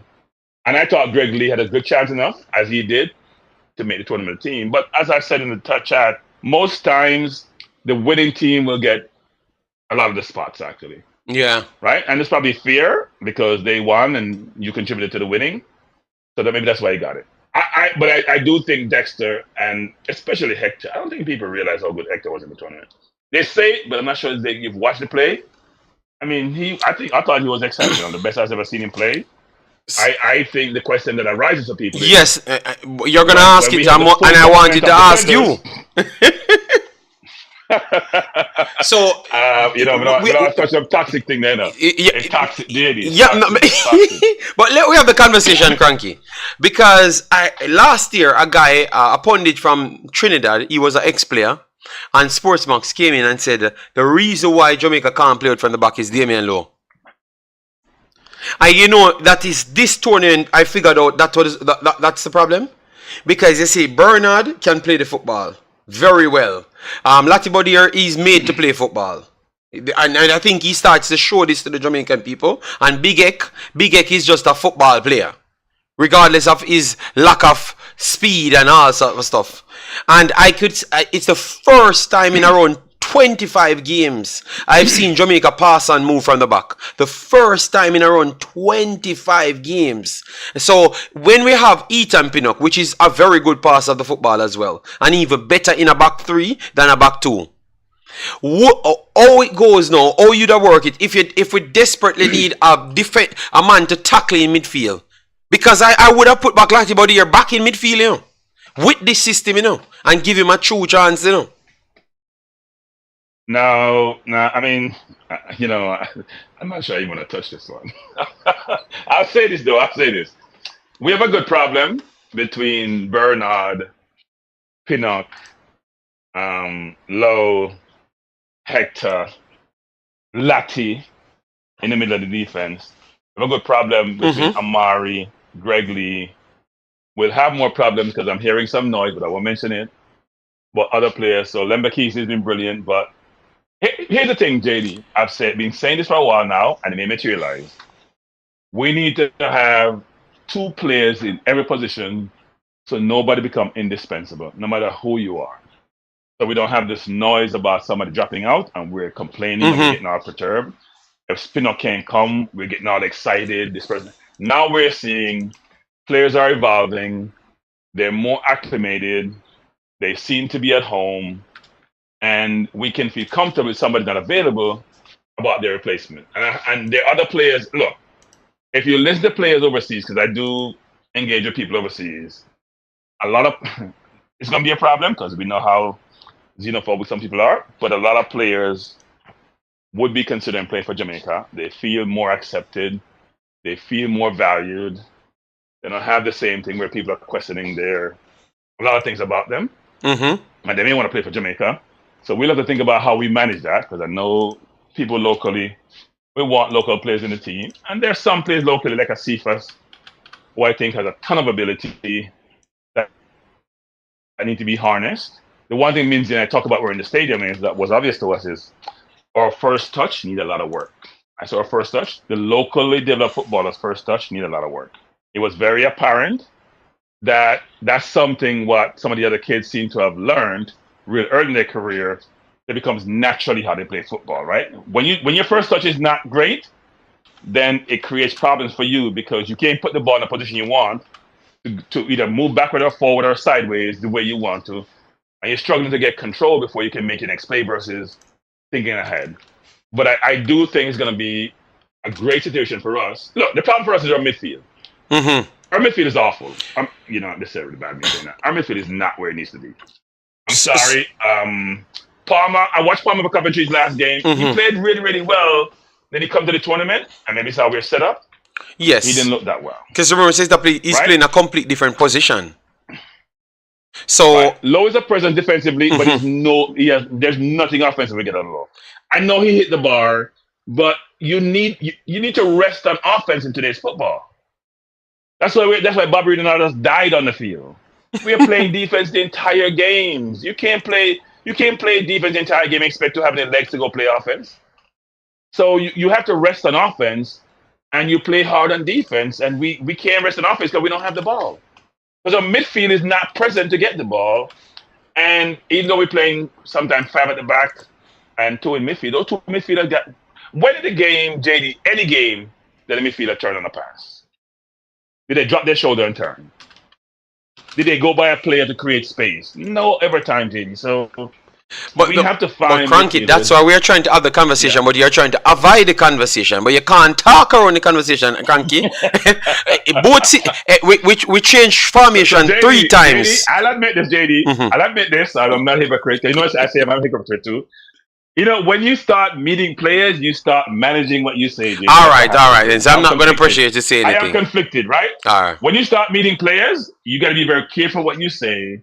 And people may not like this, but I try to be as transparent as possible, as objective as possible. And I don't think I can be totally objective. Would I play low? Would I play low in the defense now? How they're playing, I would struggle. I struggle with Hector and Pinnock because I think I always want recovery speed. But they're extremely composed on the ball. Yeah, but no, Deshaun Bernard is very fast, you know, Cranky. Very fast. I know Deshaun is fast, but here's the thing: if I play 4 at the back, so I can put more in my midfield, who do I play? Do I play Low and Bernard? Do I play Pinnock and Hector? Do I play? No, I would have Hector stayed and with the Deshaun? Who do I 3, play Cranky. like? I'm very sorry. We get the best performances with the 3, Cranky. So someone have to rub the bench, Cranky. JD. Here's the thing where people fail to realize. And everybody keeps saying that because they're so enamored with what transpired. I'm not sure it's sustainable because you're getting so much pressure and you play better teams than Panama. And the US basically don't struggle because the middle is open. I know, Cranky, but the middle wing players are what? But Cranky, we have no. The middle was open because we have to be honest, Cranky. Because Damian Lowe him just try get close to somebody to tackle. But it's not Damian Lowe alone. It's not Damian Lowe alone. And the KC Palmer can't play central midfield. So what we need to do, Cranky, is just find 2 midfielder, Cranky.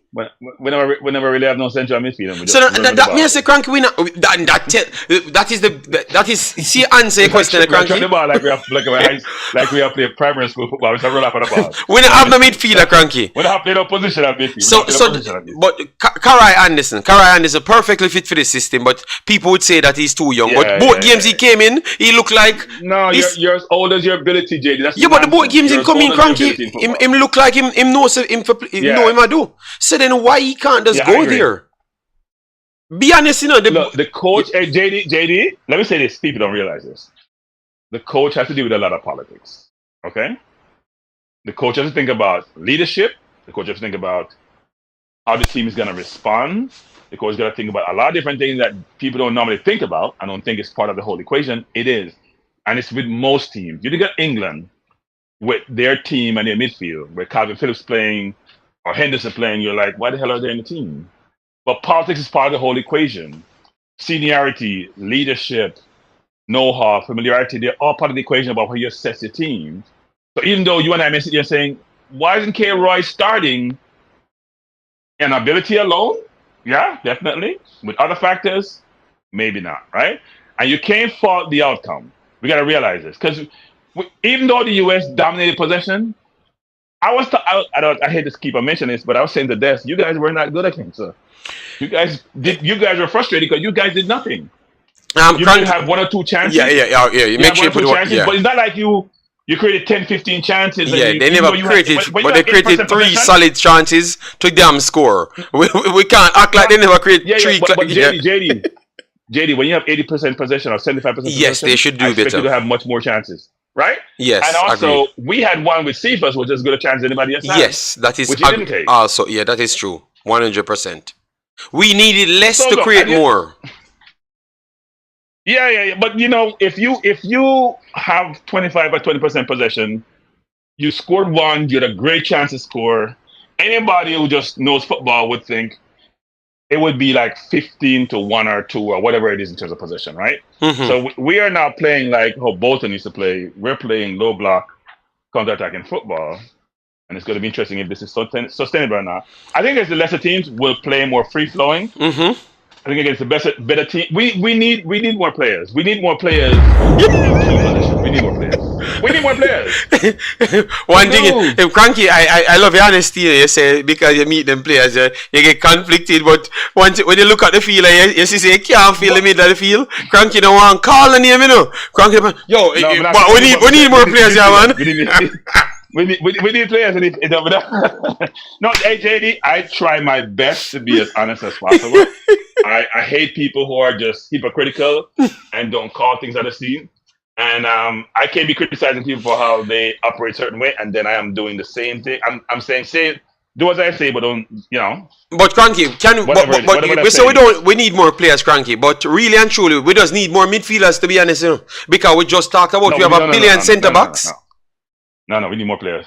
Cranky, let me work through the Cranky. Stop saying we just need more players, Cranky. Midfield and forwards. We not desperately need no forwards as yet. Cranky, we have to be honest. We have two strikers. We need midfield and forwards. No, Cranky, the reason, Cranky, no. People, we are call out Cranky on that one. We don't need just more players. Be specific. Guys, don't believe we need... We need a midfield. We need midfielders. We need a midfield. We don't need a much more... We need Rabbit, even Rabbit and Rocking player in better all the midfield. Yes. Even Rocking chair and play them about in better all of them. But we have defenders, Cranky. We have enough defenders and we have enough forwards. Yeah, we can add 1 and 2 forwards. No. We need a right back. We need a right back. We need a right back. So Hector Lembikisa is there. We just need a second right back. Only one. I keep telling you. But players in big every back position. So remember, DML love to go back a defense, right? Him is a centre back. He's not a right back. But Lati Bodier is a right back.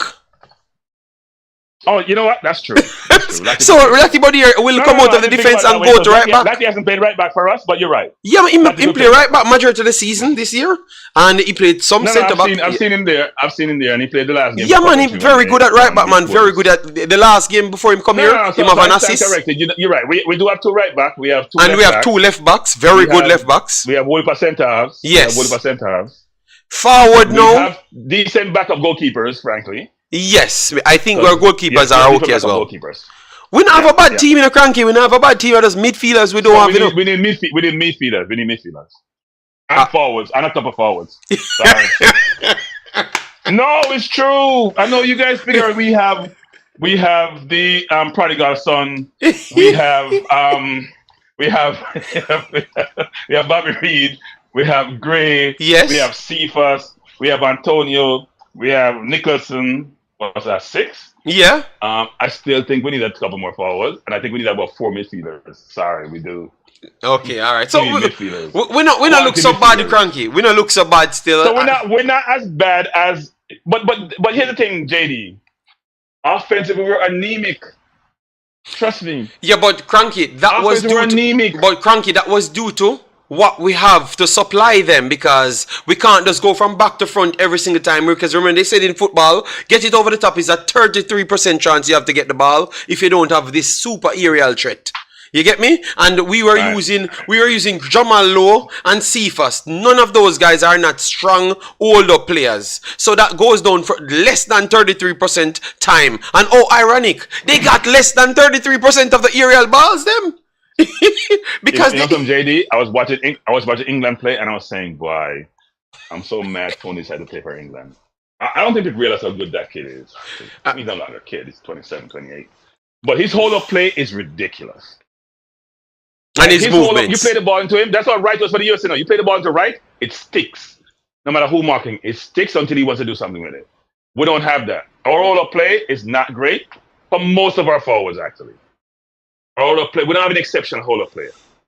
We have player bustling like Antonio, or Nicholson the same. Nicholson the same. But bustling first. But we don't and you not only hold-up play, that layoff pass when you get it, it sticks and you lay it off to somebody in strides. I watch Tony for England. I say, you know what? Why you gonna play for England when Kane gonna play every game unless his foot is broken? Why you gonna play for Jamaica? You gonna get enough game time. But anyway, that's another story for another day. But our team is rounding out. I think Cephas has a lot of potential, by the way. Yeah, I think so as well. Cephas games need some work, but I think Cephas has a lot of potential. Yes, I actually think so. Cephas can get talked about like some other person who get a lot of the news. I think Cephas has that ability, actually. I am agreeing with you as well. Yeah. Yes, I'm agreeing with you as well. Cephas has ability. Yes, I agree. And his speed, you can't account for speed. Trust me. Yeah, and he's the fastest player in the team. I forgot how he's the fastest player in the team. Yeah, he's the fastest. His control needs to be better, and I think his movement needs to be better also. Because I think sometimes people don't realize when the defense and the midfielder get the ball in a certain position, you have to create opportunities for them to give you the ball. And sometimes we don't move at the right time. We're moving late, Are we not moving the space to create opportunities for them to get the ball, right? The forwards also have to help the midfield and defense put them in position to get to the ball. Because if you come to pressure me and I create width for you, you can get me the ball. But if I just stand up there, the ball can be passed through you to get to me. It's simple football. But look, I am pleased with the team. I am pleased with the progress. I have criticized the coach in the past because I know what system he's playing or style of play. Mm-hmm. I will admit, I've said this numerous times, that I did see the throw in they made. That was a set play that they did in practice, and it worked in the game. So you got to give kudos to the coach. Yeah. They spent a lot of time on set pieces, and they materialized, and we saw a goal come from that in the first minute of the game. So you have to say that, and they only have so much time to train. They didn't have a lot of time to train. And by the way, the training are really well organized. You go to the training, they know exactly what they're doing, what they're trying to accomplish. Okay. So it's not like people just go there and free flowing and just don't know they're training, even though they run us from the last one. Concacaf said we only have 50. No, the first training I went to, I was there for the entire period. The second training, the man come and call Kappa with my youth. Yeah. I believe. Yeah, we there. Jamaicans there. Tell them say I believe. We middle round and we walk round and we do what we do. Oh damn. And them say, oh, and I believe. We say, you can't believe. We're not going away. I'm assuming we just see the officer turn up and you want to see, oh, we just eat to the food. I'm very sorry about that. Wow. I said, this is private property. You can't be here. And more people were at the second training than the first one. The first one we only had about 5 or so people. The second one, more people were coming in and they moved us out because they're saying after the first 15, and that's for media also. After the first 15 minutes, you have to come out. Okay. People want to protect. Yeah, they want to protect what they're doing in training. They don't want to be publicized. Yeah, man, which is fair. Which is fair, and also it is fair. Which is fair. Which is fair. All right, Sir Cranky, take your time. Respect for the call. Yeah. All right. Yeah, man, bless up. Yeah, so that is great, Cranky. Andrew 55 said, a back three is Jamaica's most successful formation in history. Only real Jamaican football fans know this. Okay, then. All right, since you know that you're the only real Jamaican fans, oh my God. All right. Yeah, so Costa Rica has a good league, good infrastructure, and good football culture. Yeah. They are playing. I think we might be writing off Costa Rica too early, people. Costa Rica is back. All right. And JD, okay, let me go back here. Travis, and some man say me only like overseas players and answer the foolishness. Travis, stop those stuff, my brother. Because I'm putting the players them so far to the conversation we to have with the people them. All they need to do is just come in and talk and stop your foolishness. I said that Cranky agreed, said nobody not good in the midfield. And I had said that Casey Palmer is not good in a deep line midfielder. Just like if you had listened well, if you had just listened well to what I'm saying, you'd have gotten it. How can I be biased when I said Damian Lowe is not a midfielder, he should go back to defense? And I'm saying KC Palmer is not a deep line only midfielder, he should go back to play attacking midfielder or wide forward. I'm saying the same thing, But because you are so biased in your head, Travis, and that's why I said, stop trying to think from my brother. Just listen to what I've said and stop making up stuff, Travis. Enough is enough, brother. Because you're not reasoning rational. I've said the same thing about both players, and that's exactly what Cranky said as well. Alright, so come on, Travis, do better than that, my brother. Guys, let me get the likes up on the video, man. Come on, man. Stop style the work. Alright, stop style the work. Alright, let me see how the likes look. Alright, let me see if we can hit even 200. Alright, so we are not far from 200, but do better than that, guys. Whichever squad we have, share it around. Football we're dealing with today, and I like the conversation so far. You get me? Yes. And we have to burn out Travis because that's how it goes. No video pass and we have to burn out Travis. So, guys, I heard a man said we have to have more local players in the team. Just tell me the players that you would have fitted in it, because me, Akarai Anderson, made a plan for putting in the middle here, Alright, and I was going to move up him right here and put Karai Anderson. Oh, this looks away now, but Karai Anderson, let me put my team, people, and you call in and give me your team. Let me show you what I would have done for the next one. Please, and just listen to the conversation and stop the foolishness. So Javan Anderson can actually play for Jamaica. He's not here as yet. So this would be my team, guys. If it's up to me, this is my team. This is my starting 11. If Liam Bailey comes back, we have to work something out to put Liam Bailey in the team. But this is my team, people. This is my team. You can call in and cuss all you want.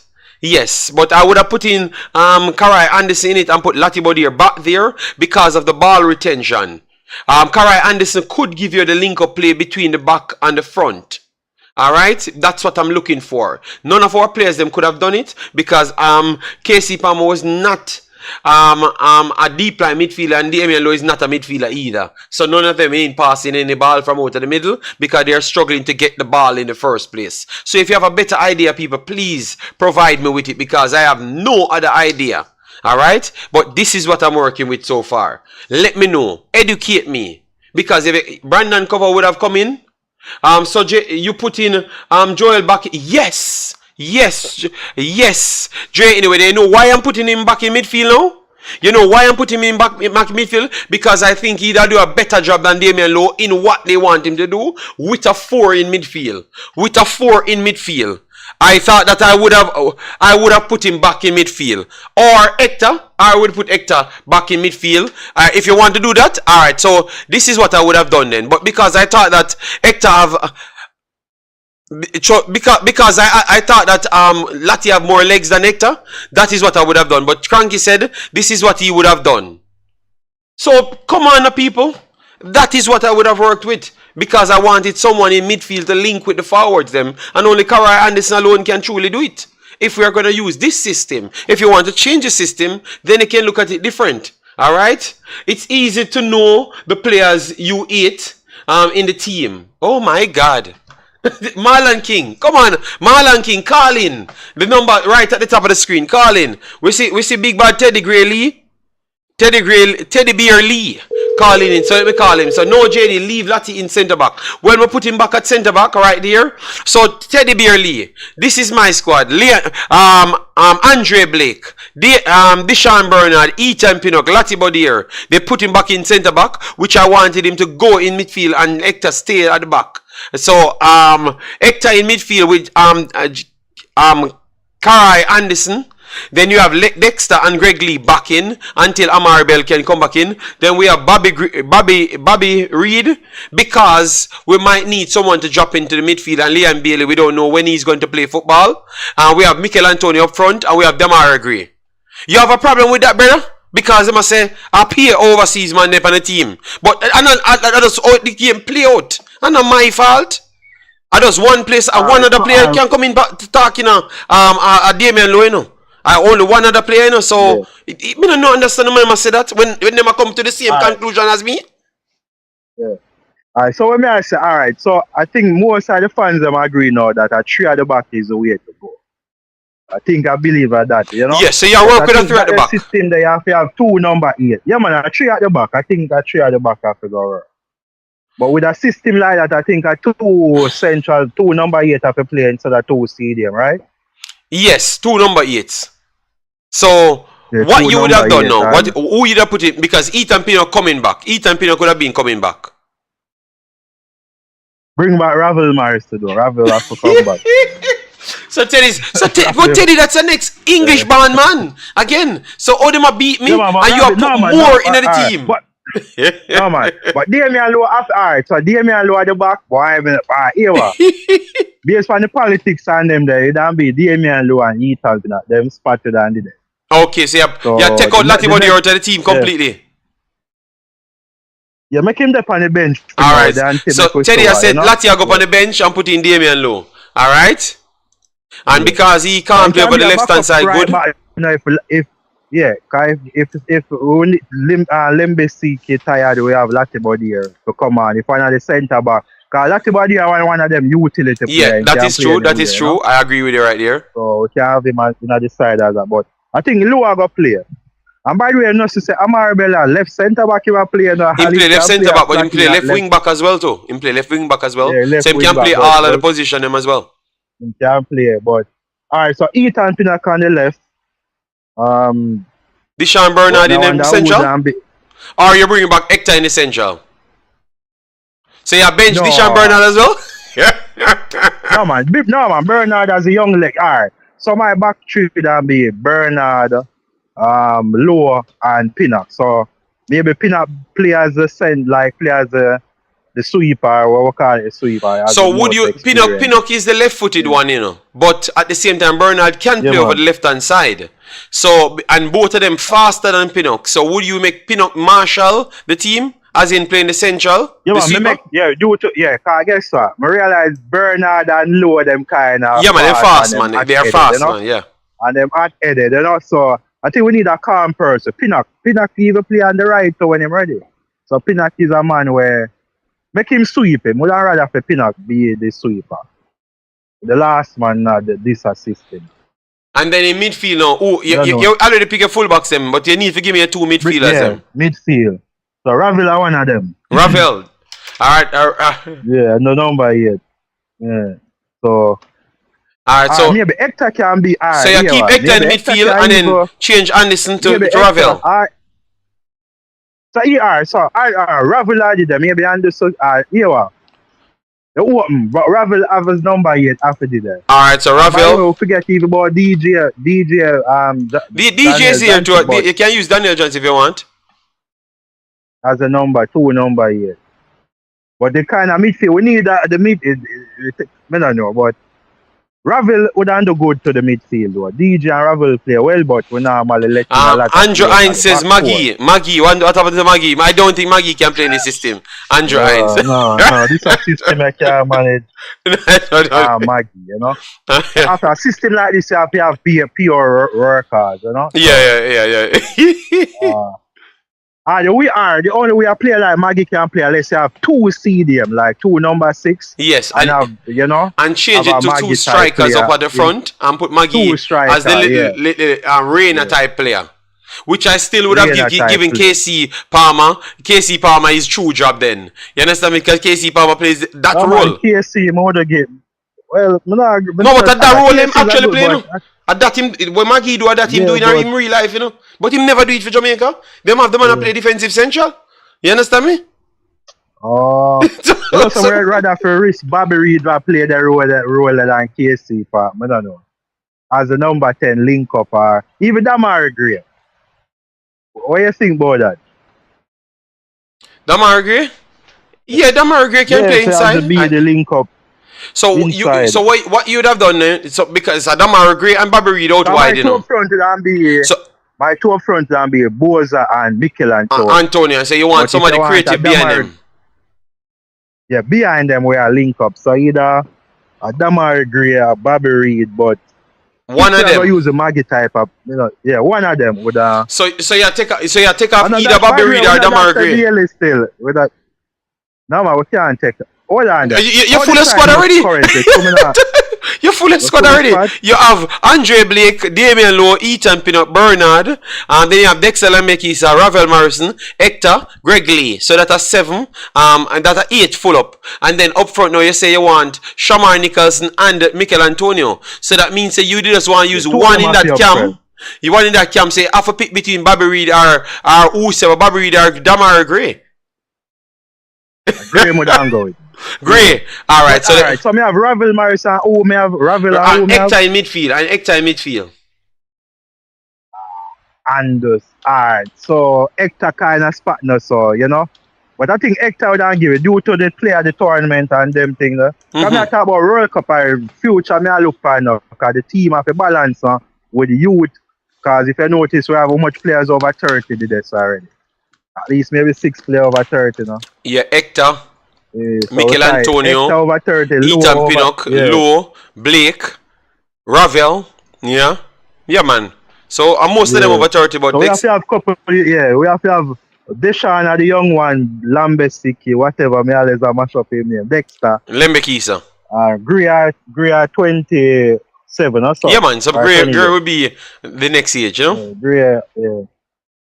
So maybe Anderson, maybe we can groom Anderson for the number 8 or the number 6, you know, as a youngster.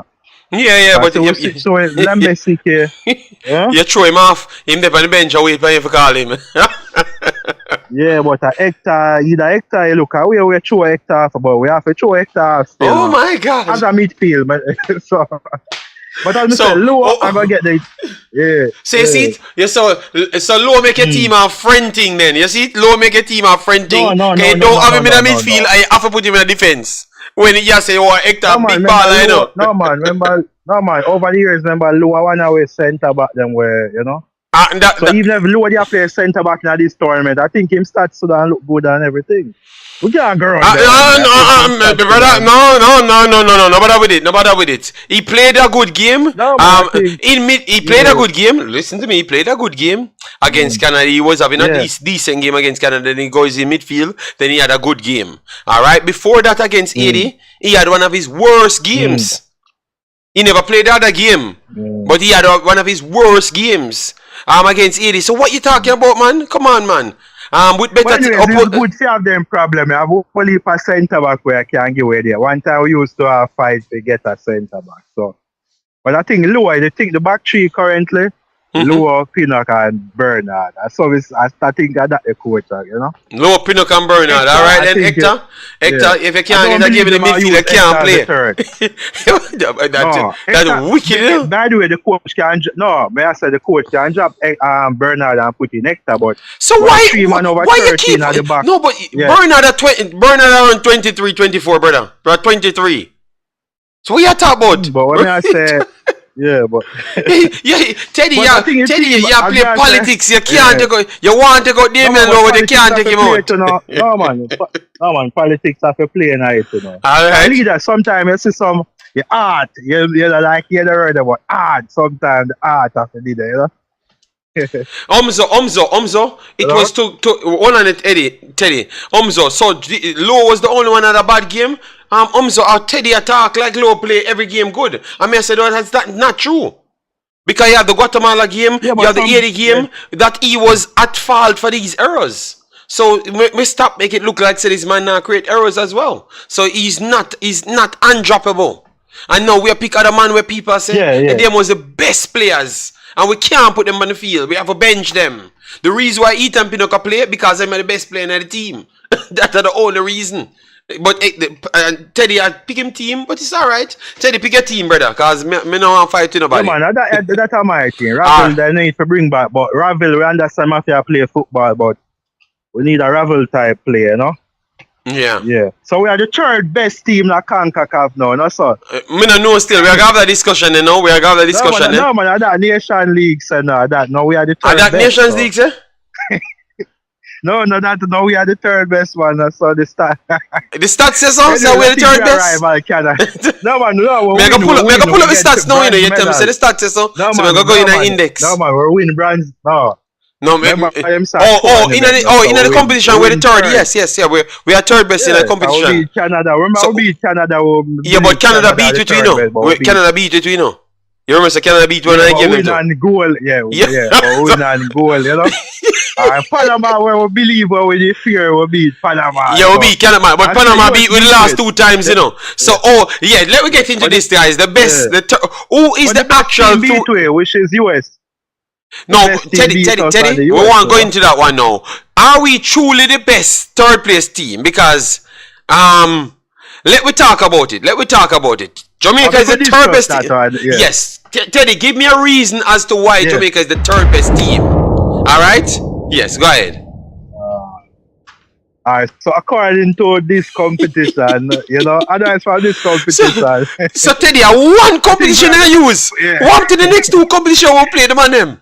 No man, and over the years we know at least we are qualified consecutively to the semi-final. Teddy, we just play Gold Cup, you know. And we get slapped up, you know. But Panama did better than us in a Gold Cup. No, Teddy, hold on. Panama did better than us in a Gold Cup. So, why you give them? So you penalize them for them do better than us in a Gold Cup.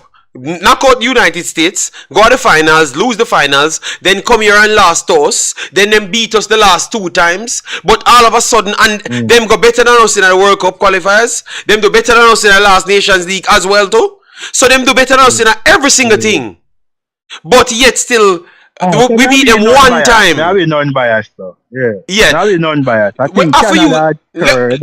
Let me use Alright, no I think no hold on Canada Teddy. Let me use the last 4 years. Let me use the last 4 years. We have to use the last 4 years out of stats for say who are the best. Oh yeah, we have because we can't just use one tournament So because we do better in another tournament. Yeah. Alright. So US are the best, then Mexico. US are the best for you. I'm still I get. Yeah man, US are the best. Yes, yeah, US, then Mexico, then you know, Costa Rica may I get still. So USA, Mexico, but the last 4 or 5 times Panama play Costa Rica, them beat Costa Rica. The last million times Costa Rica play Jamaica, them beat we and draw. So yes, Costa Rica have a better stats. Panama, yeah, but you can't. But Panama beat everybody, and we can't give them a respect. Why we just hate Panama so? No man, but the World Cup, World Cup performance by Costa Rica. Costa Rica my third. Alright, Costa Rica. Teddy, I give Costa Rica the third, you know. Wow, okay. Yeah, man. My goodness. Yeah, Costa Rica, then Canada. And then Jamaica and Panama battle for the 5th. Yeah. Okay, wow. But think you disrespect Panama still. I think Panama do better than what you give them credit for. The man them can't beat everybody and then lose one game against Jamaica and then them worse than Costa Rica where them beat 4 times consecutive. Jamaica no, but Mexico beat them, man. You know? Yeah, we know, but them beat Costa Rica 4 times consecutive. So the man not getting no ratings for that. But me not no, World Cup not well. Just Costa Rica always show up. We have to give Costa Rica. Okay, so Costa Rica still a third for Teddy. Always.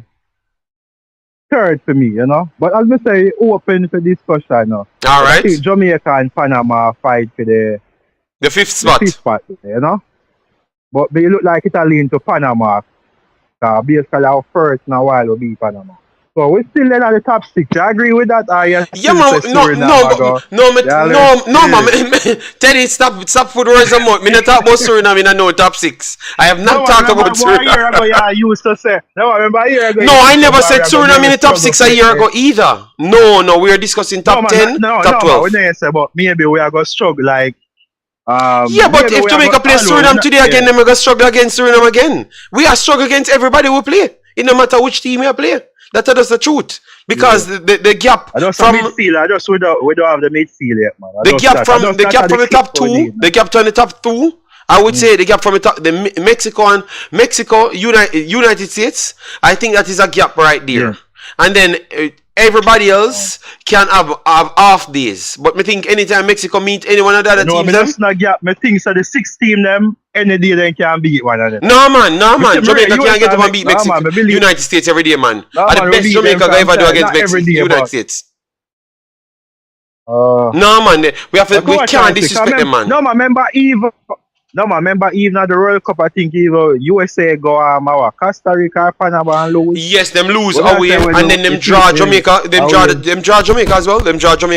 But them dominated us, America as well. It ended 2-0, but believe me, man, go watch that game. Them dominated us there as well. Yeah. And them get better as well.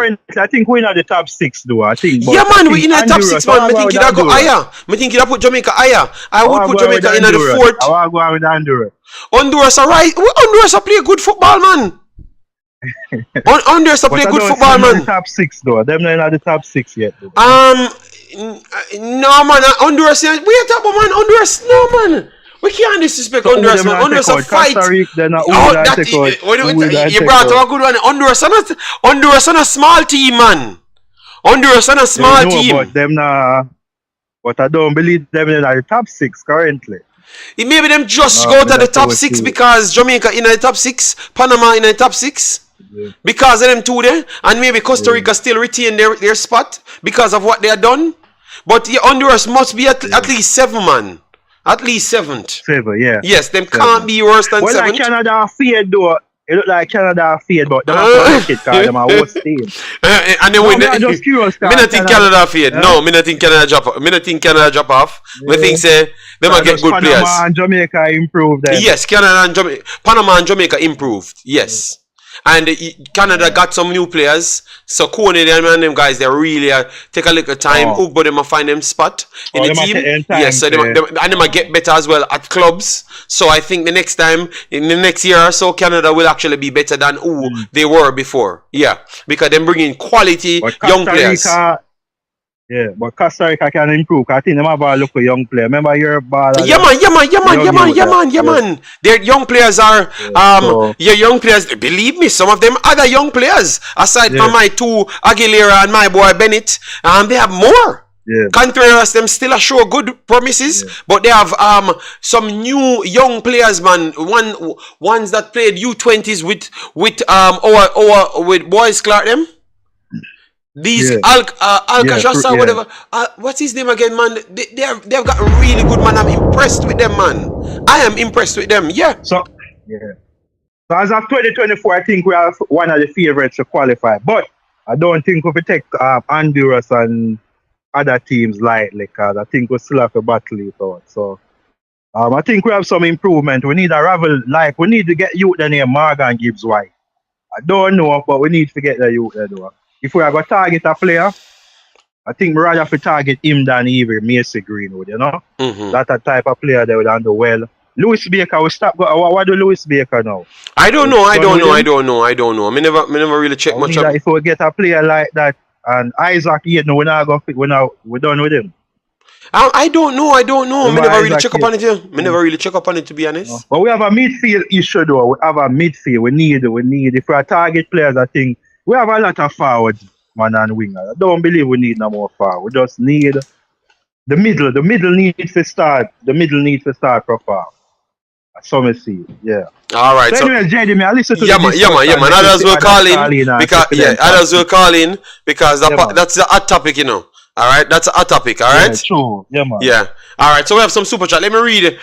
Big up, guys. Please get the likes over 200. Let me go to 250 or so. Let me read these comments because Chevis have beat me today, you know, for no reason, you know. All right, because me a reason logically, you know. What I take the boat, JD? No, Chavdan, we were saying the last 4 years, we can't just say Jamaica win a game, one game against Panama, and we're better than Panama already, and we should go above Panama, because Panama beat us a couple times well, Panama beat Costa Rica a couple times well, they lost to Canada, that is true, they lost to United States, they defeated United States and lost to Mexico a couple times well. So they have beaten more people in the top 5, but yet still we want to take them out of the top 5, and Jamaica higher rated than Panama. So based on their performances, I cannot go with that, because we have lost against United States, we have lost against Canada, we have lost against Mexico, we have beaten Canada, we have not beaten any one of the other teams them, and we have lost against Costa Rica as well, and we have lost against Panama a couple times well, and then we have defeated them. So we have lost more against Big 6 opposition more than anyone else in the top 6. So it's hard for us to say that we are above Panama when Panama have a better record against the top 6. We have to give them credit, and I actually think Panama should be higher than Costa Rica. We know that Costa Rica is one of the teams that always do well. That is definitely true, but based on my metrics, call in people. But let me read the super chat first. Michael Hector is undroppable at this point. Hector is undroppable at this point. Bernard, Hector, Pinnock, back 3. Alright. JD, the man attack now. You're too biased. Jamaica are the 3rd best team. Like it or not. No, we attack. Okay, so we can't. Oh my God, Chevis, you can't just make up the metrics to fit your narrative, Chevis. Even if we struggle against Suriname, we are not gonna lose. They're gonna get beaten 3-1 or 4-1. All right, Moses, no problem. I was just saying we are not gonna just beat up every team, because Suriname midfield would take all of Suriname midfield today and put in our team, and we are the best in a CONCACAF. You understand me? Yes. Andrew 55 said, JD, Phoenix will beat Suriname. Jesus God. Alright, so people call in. The phone number is there. Call in. We have gone through the super chat. Cranky says, alright, this is coming from Cranky's network. Alright, so let me read it out, because maybe he doesn't want to say it out. The top is amount of players, is amount of teams. This is the order, the exact order. This is coming from Cranky. Alright, yes, I'm not lying on Cranky. All right. First, he said it's pure Jamaican citizens on the field. All right. Yes. And then he said USA first, Mexico second, Canada still remain third, Costa Rica fourth, Jamaica and Panama share the same spot. All right, boy. It look like nobody don't rate Panama. No team, nobody in the chat don't rate Panama. I'm very upset about that. You know, very upset about that. The way you guys. Alex said, made it fear Panama than even USA. Well, it looked like none of us not giving Panama any credit. Wow. All right, so it's clear people in Jamaica don't rate Panama. All right, cool. All right, make sure we beat them every time we face them, because I can tell you, Panama will be a difficult match, more difficult match than any one of the other teams, as in like the Costa Rica, Honduras, and such. All right, so we're getting the next call. Hello, good afternoon. Good afternoon, JD and all. Yes. Okay, Jay Saguna here. Let me hear what you have to say. I don't know which one you want to talk on, but pick it. But right, definitely talk about this one that is really on my nerves. All right, because nobody not give Panama no credit. You want me to touch on the ranking? No, man, do whatever you want to do first, but make sure you talk about this one, because the man in the rate Panama, I can't believe this. I will start with that. There's a few things I don't want to discuss, but I will start with that. So as far as the rankings go for me, I think everybody agree with this. USA at the top right now, Mexico second. Now this is where it gets kind of tricky for me, because it's almost like, you know, these teams from 3 to 6, there's no consistency in the results over the competitions. So if you put more weight on World Cup qualifier, Canada should be there because they won the entire thing, right? If you put more weight on the Gold Cup, then you have to talk about Panama because they made it to the final, right? If you put more weight on Nations League, then we just beat Panama, right? And then Costa Rica probably getting votes because of their longevity. So they were dead to rights in the World Cup qualifying, and then skip over about 2-3 teams to end up making included Panama as well. Correct. So it just depends on how much you want to wait. Is it a recency bias? Are we just gonna go based off of the last 2 tournaments? Because then Jamaica have some stripes to gain as well as Panama. But if you go back, as you said, 4 or 5 years, I think that would make it kind of more difficult to see what you're gonna do. So for me, right, I will say this. The top 4 in Concacaf, USA, Mexico, I think that some variation of Canada, Panama, and Costa Rica would be the next. And then I think Jamaica comes right after that. And I wouldn't be upset if a man tell me, say, boy, because of Jamaica's finishes in the Gold Cup and the Nations League, they should be above Costa Rica. I wouldn't argue with that. I would say, okay. I wouldn't argue with that as well. I would not. That's the argument that I wanted to have. I thought that's how people would have looked at it, to say that Costa Rica is in a transition and they are losing games. You understand me? So over a period of time now, because for some reason they have always made Panama, and Panama dust them out every single time. You understand me? We have to be honest and unbiased. They have won a few games, Martinique and co, but that was a game that Martinique went down to a red card as well. People, if you're watching these games, because clearly we have watched these games. You know, they are a good team, you know, don't get me wrong, because they might just turn up and do the same damn thing in the next World Cup qualifiers. They might, so we're not writing them off, but we have to drop them based on the results, based on what. But go ahead, Jason. Yeah, so I would say if we're being fair and we're analyzing everything back to World Cup qualifying and after, I think Canada and Panama would have to still be ahead of us, just based off of results. Now, if we have the recency bias, if a man, the most stringent Jamaican supporter would probably argue right now we are 3rd or 4th. And, there are some arguments to that, but we have to kind of look at it more in a longevity phase. Now, if we want to say from when Hallgrimsson reached to right now, then it might be a different argument. But that wasn't the criteria. The criteria was 4 years and things. So if that's the criteria, I think we still have some more consistency to show to end up passing and getting all the way to 3rd or 4th in the region, right? So that is my take on that. Now, the next thing I didn't want to touch on was the team of the finals, Nations League. Let me go. Let me switch it over so people can see it. Yeah, go ahead. Yeah, I'm just pull it up so them can know. So So like for me, I think they did a pretty good job. The only player that I thought maybe I would have subbed out was Montez from Mexico, and I would have thrown in Bernard as well, because I thought like even statistically, Bernard was even better than Hector over the two games. So I think they put a little more emphasis on if a defender got a goal or an assist, because Hector got an assist and Bernard never get one. So I think that's why they did it that way. But if I was making any change to that 11, the only change I see really that makes sense would be to put Bernard on the back line as well. I have 3 Jamaicans on the back line. But other than that, I think it looked fine. I think Alvarez and the 2 midfielders deserve it. Adams played limited minutes, but he was so good in those minutes that you have to put him on there. McKennie, while he was kind of quiet, if you look at the game against Jamaica, when you look at his stats, he really wasn't quiet, So sometimes you have to just really try to analyze it a little bit different. But he wasn't quiet in the Jamaica game. The problem is he's operating from too deep.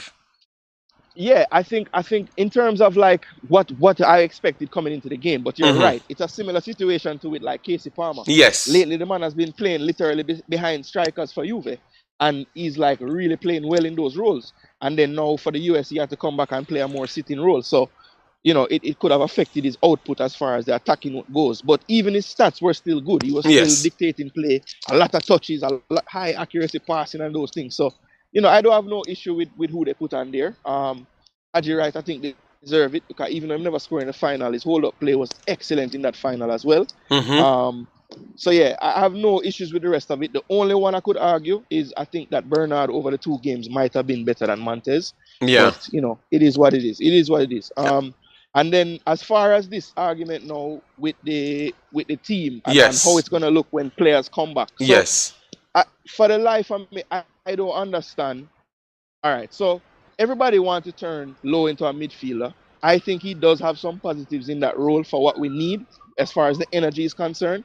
And I did see a slight difference in the second game in terms of, if you just really analyze his heat maps from the game 1 to game 2, the coach, I don't know if it was the coach's instruction. I'm not going to say that because I didn't hear them speak to each other. But it was clear that he was not logging as much ground as the first game, right? And that could be, as you say, the USA did a better job of keeping the ball away from us, and he was having to find the ball to tackle.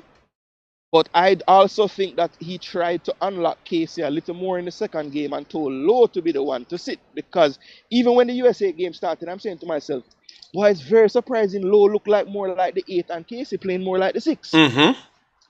But I think his tactic was, the energy that Low brings when he presses, he wanted that to disrupt the build-up play for the US. Yes. And it actually was quite effective for parts of that first half in the USA game, especially early on. But once they figured it out, he was just getting pulled out of position more than anything else.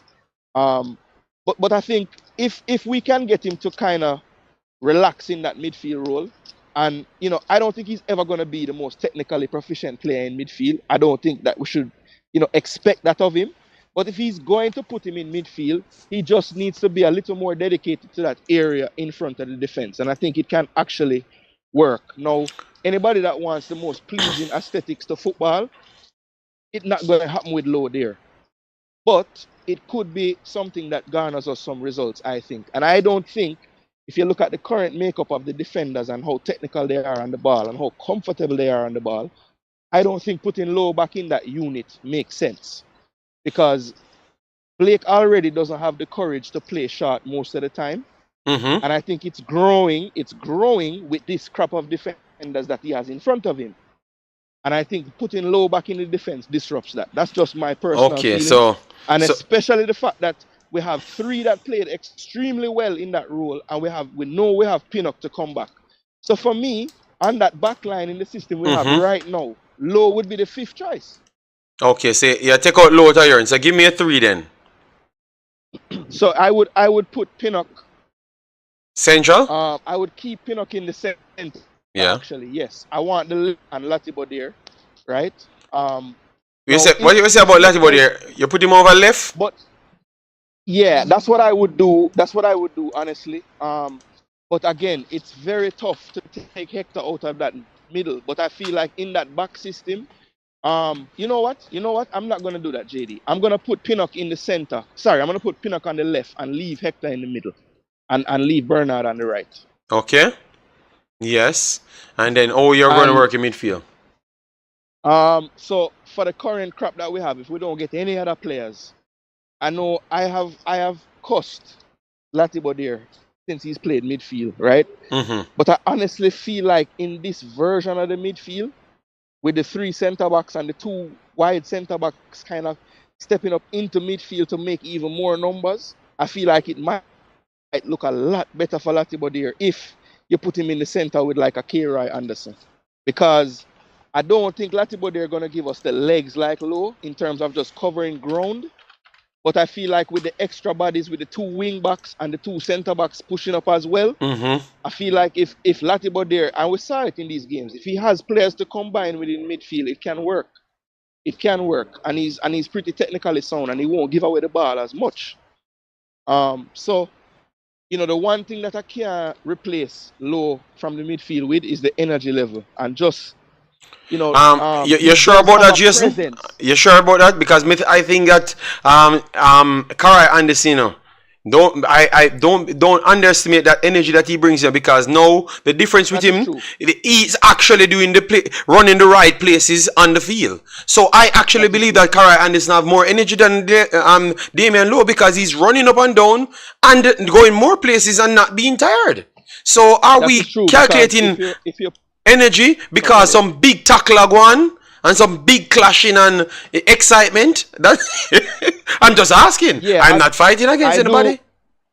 I do think that as you were saying when you went through the stats, right? If a midfielder goes into 36 duels in a game, well, one, you're defending a lot, right? But secondly, that player is definitely getting himself about and getting into challenges. You can't go around that. Mm-hmm. Now, I agree that Anderson has a similar type of energy level, because if you look at Anderson's game against the USA, in his time, which was about half the time or a little bit more than half of Palmer, he did like double them. He did more duels. He had more pass attempts. He did more everything. And I think a part of that was just the energy level he has compared to Palmer. Marlon Because King I a think bun me out, Jason. I say me a 8 half low. But Marlon King, come on. Me can pull up the same stats and the man do low do as to moments in a less around 50 seconds. Because him a mark the zones them. So me I wonder, so Marlon King, what you want him on the field for? If it does bust tackling, so at that type of football we're gonna play, we're not try improve. We're not try reach somewhere else. Like, alright, got continue, Jason. Cause you up pick a team, All right. what about this? What about this, JD? If people have PTSD with Latibo there in the midfield, because I kind But of look have at it as Jason. well. Marlon King. I say, what Hold on, let about me not. Palmer? He must say, what about Palmer? You not pick him not pick Palmer? Him not have Palmer in I them don't put team? Palmer in there. I don't think Palmer only in this system. Palmer only work as a wide forward. I'm sorry. Oh man. So I'm not fight nobody a fight against Damian Lowe, cause the man didn't put Palmer in it either. Alright, But go ahead, finish Jason so we how about can. how about how about this, right? How about we do this? Because you don't think Greg Lee could have played midfield? Yeah, but him actually play midfield from where he is to make up the numbers between him and him Latibody and Because Pinnock. what you could do, you could put Latibo there on the right, like right wing back, put Dexter at left wing back, and play Lee and Anderson in the midfield. Okay, so Could do that as well. that's what they would want. But my thing say Latibody here his technical ability would help in midfield, like not to rush the work. You understand me? And just find the player I think to make the extra pass. I think the he's the only best thing suited player for he that. he just looks so much more comfortable progressing the ball from the back line. A part of me almost don't want to move him, but I feel like Hector deserved that middle spot, and I don't think we're gonna lose so much if Pinnock play where Latibo there was playing in terms of progression, because I think that's something that is underrated in Pinnock game. Even if you look at the goal he scored against Honduras, is him push the ball up the left side to start that play. So I think his progression is actually better than people give him credit for. I will say that he might not be the best defender on like an island if he has a lot of space to cover over there. But I feel like this system don't really leave the left centre back and the right centre back like out in too much space. You know, it's very rare when that happens. Only if we get countered, and that didn't really happen much in these games. So, you know, there's some tweaks to happen, but I feel like the best version of us will be with some more technical players in that 2 midfield role, because we're getting to a place where the team is more technical overall. And I feel like there were times in these games, especially in the Panama game, when it just kind of broke down too easily when Lowe got it. And you can't hide him when we're building up the play if he's playing midfield. So for all the good he does on the one end, we have to call a spade and just know, say, boy, when we are progressing the ball, it don't look so good when Lowe is a part of that. I have a feeling that every win that this coach just cause a bag of problem for himself.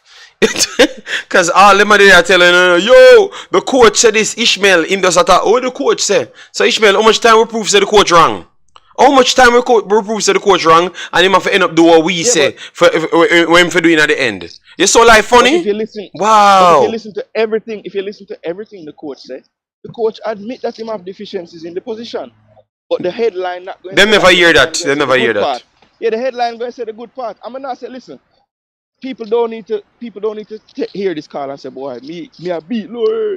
I see the value in what he brings on the defensive side of things, especially in the second game. Even though he had way more tackles and challenges in the first game, I think it caused some problems as well because he was running out of position too much.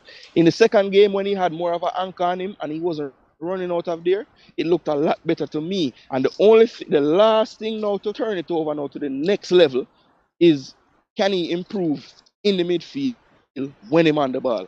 He had a slight improvement in the Panama game. Some of that was down to Panama press, not as crazy as US. And some of that was down to he played a little bit on the ball in the second game. Okay. So, as I said yesterday when I did a program about this, I said, listen, if it's one thing we know about Damian Lowe, him like to prove people wrong. Right? So, who knows? Maybe him can improve. Him have to prove me wrong, you know. Me dep on the wrong train already. Me stay on the wrong train. Me not come off. For the one time me not come off. Him have to prove me wrong. I'm not prove me wrong at all. Me sure of that. Well, we will see. But I feel like people just have to realize if it is going to be low in midfield, then we're going to sacrifice possession at times when we don't have to. And that's just the nature of the beast. And if you're okay with that, you're okay with that. That's fine.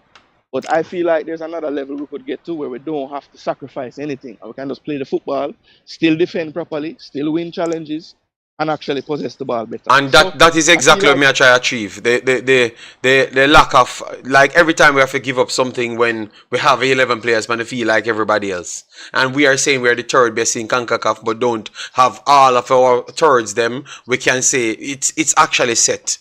And maybe we can get an upgrade on each one.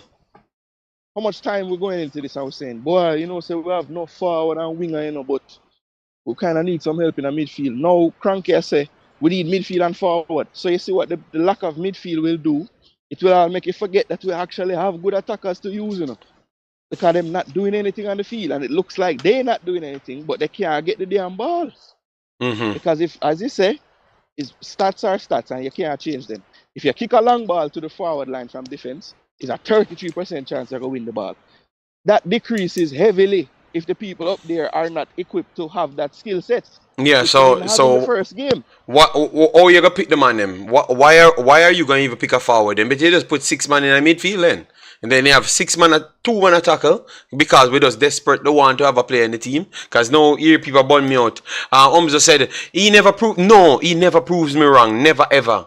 Never ever, Umzo. Look at my record and talking about this player. Never prove me wrong. Stop the foolishness. Marlon King said, I'm not saying your analysis is wrong of him, but you enjoy No, I'm not enjoying. Oh, can I say I would use the man as a cent? So what is the problem, Jason? Please, I don't know if you can decipher this.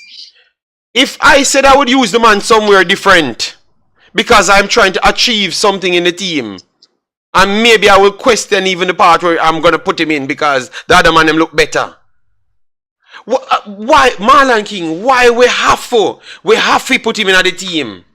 Like, me start to get the feeling like, like Jamaica. So it's not, because we just look on what we think is best, based on what we have seen. I want to still try, yo. But JD, Me give up. I think it comes down to honestly, like what you really watch the football for. Because some of the people in a JD, I don't believe that them really care to analyze everything and all these things. Them just look and say, okay, what was the score in the game? Oh, we beat Canada 3-2 when Low moved to midfield. Great. All right, we lose to USA, but we'll have them down 1 for the most of the game. Great.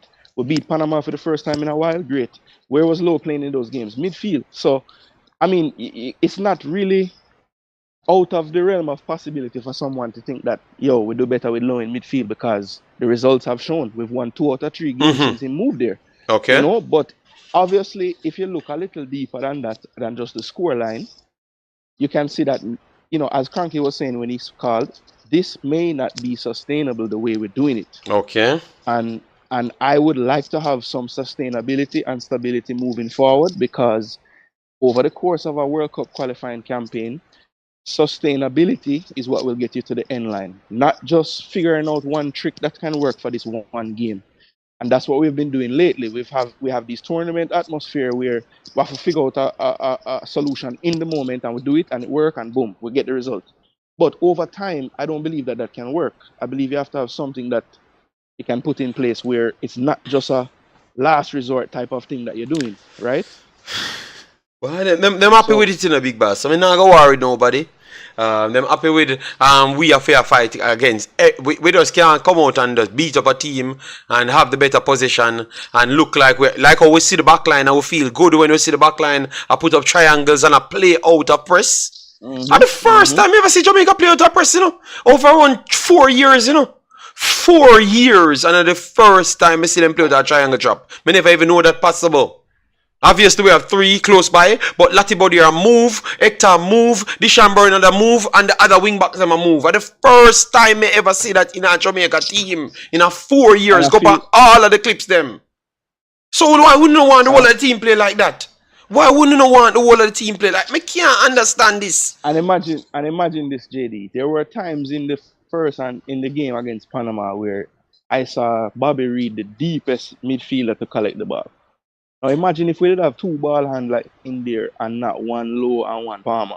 Maybe Bobby get unlocked further up the pitch. Simple. You know, because people say we never have no attacking threat. Is the man them up? They have to come back for try to get the ball. That's why we don't have no attacking threat. And why you just explain? Because we just tell us we're the best passing a go on at the back line.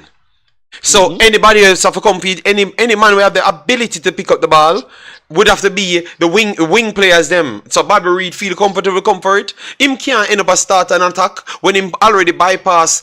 Why you think Hector Lembikisa in a wing forward, a wide forward role for score a goal? No, because Bobby Reed a drop off. I try pick up players to link the play. So if we had the midfielders, them can do the job, which we have the midfielders, them can do the job, but we believe say a heart to do it. So what I mean, I know.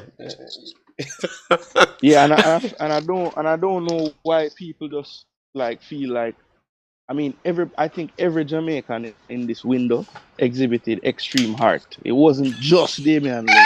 Like I don't know if Low heart was bigger than the rest of them, you know?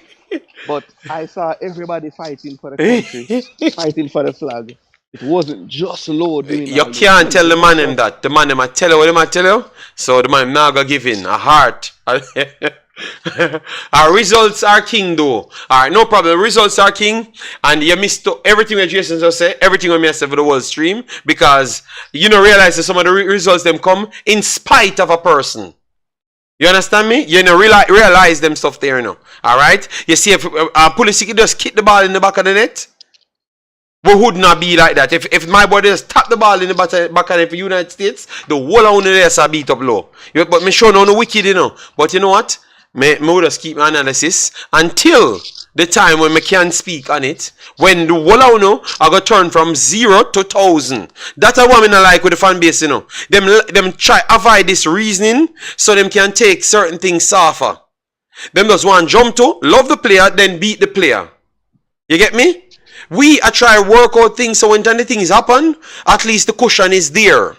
That is why analysis is there, and that's why we try to reason out things. Because if me see make the mistake, you know, me not surprised because me I watch the player. And me I watch the player for see what him can do from what him can't. But uno just hype up one thing and then jump off of the hype and then down the next thing. Yes, Marlon King, me have to call you out for that because I can't believe say you are the one way I do them something that jump from one hype to the next hype. No man, we can talk sensible football. Alright? Alright, you know what? Me not talk about it, alright? But me I pick my team and uno can't tell me nothing. JD, we play out of the press with Ravel. No man, we never play to the press with Ravel, man. Ravel come in a Mexico game. Ravel drop deep and Ravel drop deep one at the time and did bring the ball, but that is not play out of the press. Him come for the ball. These guys played out of the press. You saw Latibodier, one in the triangle, then Dishan Bernard come, and then Latibodier ping it to Ravel, Hector, then move to the top of the triangle, collect the ball, and play out of the press. So it's different. It is different. Go ahead, finish your point, Jason, so we can finish up. No, yeah, me just did I say I feel like people, that's the thing, that's the reason why I said Latibo there maybe could go back in the midfield, because if you really study how we were breaking the press, you know, is Latibo there was the one pushing out of the back line to make that extra body when we progress. No man, him not an art, Jason, man, him not an art, you know. but yeah, look, he's a player that I had no time for, but I think in the 4-4-2 we were asking the midfielders to even run even more than this system right here. So I feel like the less ground you give Latibo there to cover, the better you're going to get out of him in terms of when we have the ball, right? So, I have PTSD with him in the midfield because I was one of the biggest proponents of him getting out of there. But in terms of that back line, I would be okay if Hector kept his spot. Pinnock played the left, Bernard played the right, and Pinnock, let's go up on the bench, brother. Pinnock, just put Pinnock on the bench, Jason. It's alright, put Pinnock on the bench and put back Hector and everybody and just put like everybody where they did it. You know? Yeah, but just do it at them last play good for Jamaica, you know. So Pinnock can go up on the bench. Cause me here Owen I tell people say Pinnock can go up on the bench too as well. You know? Him not gonna say it now, but him did say it, you know.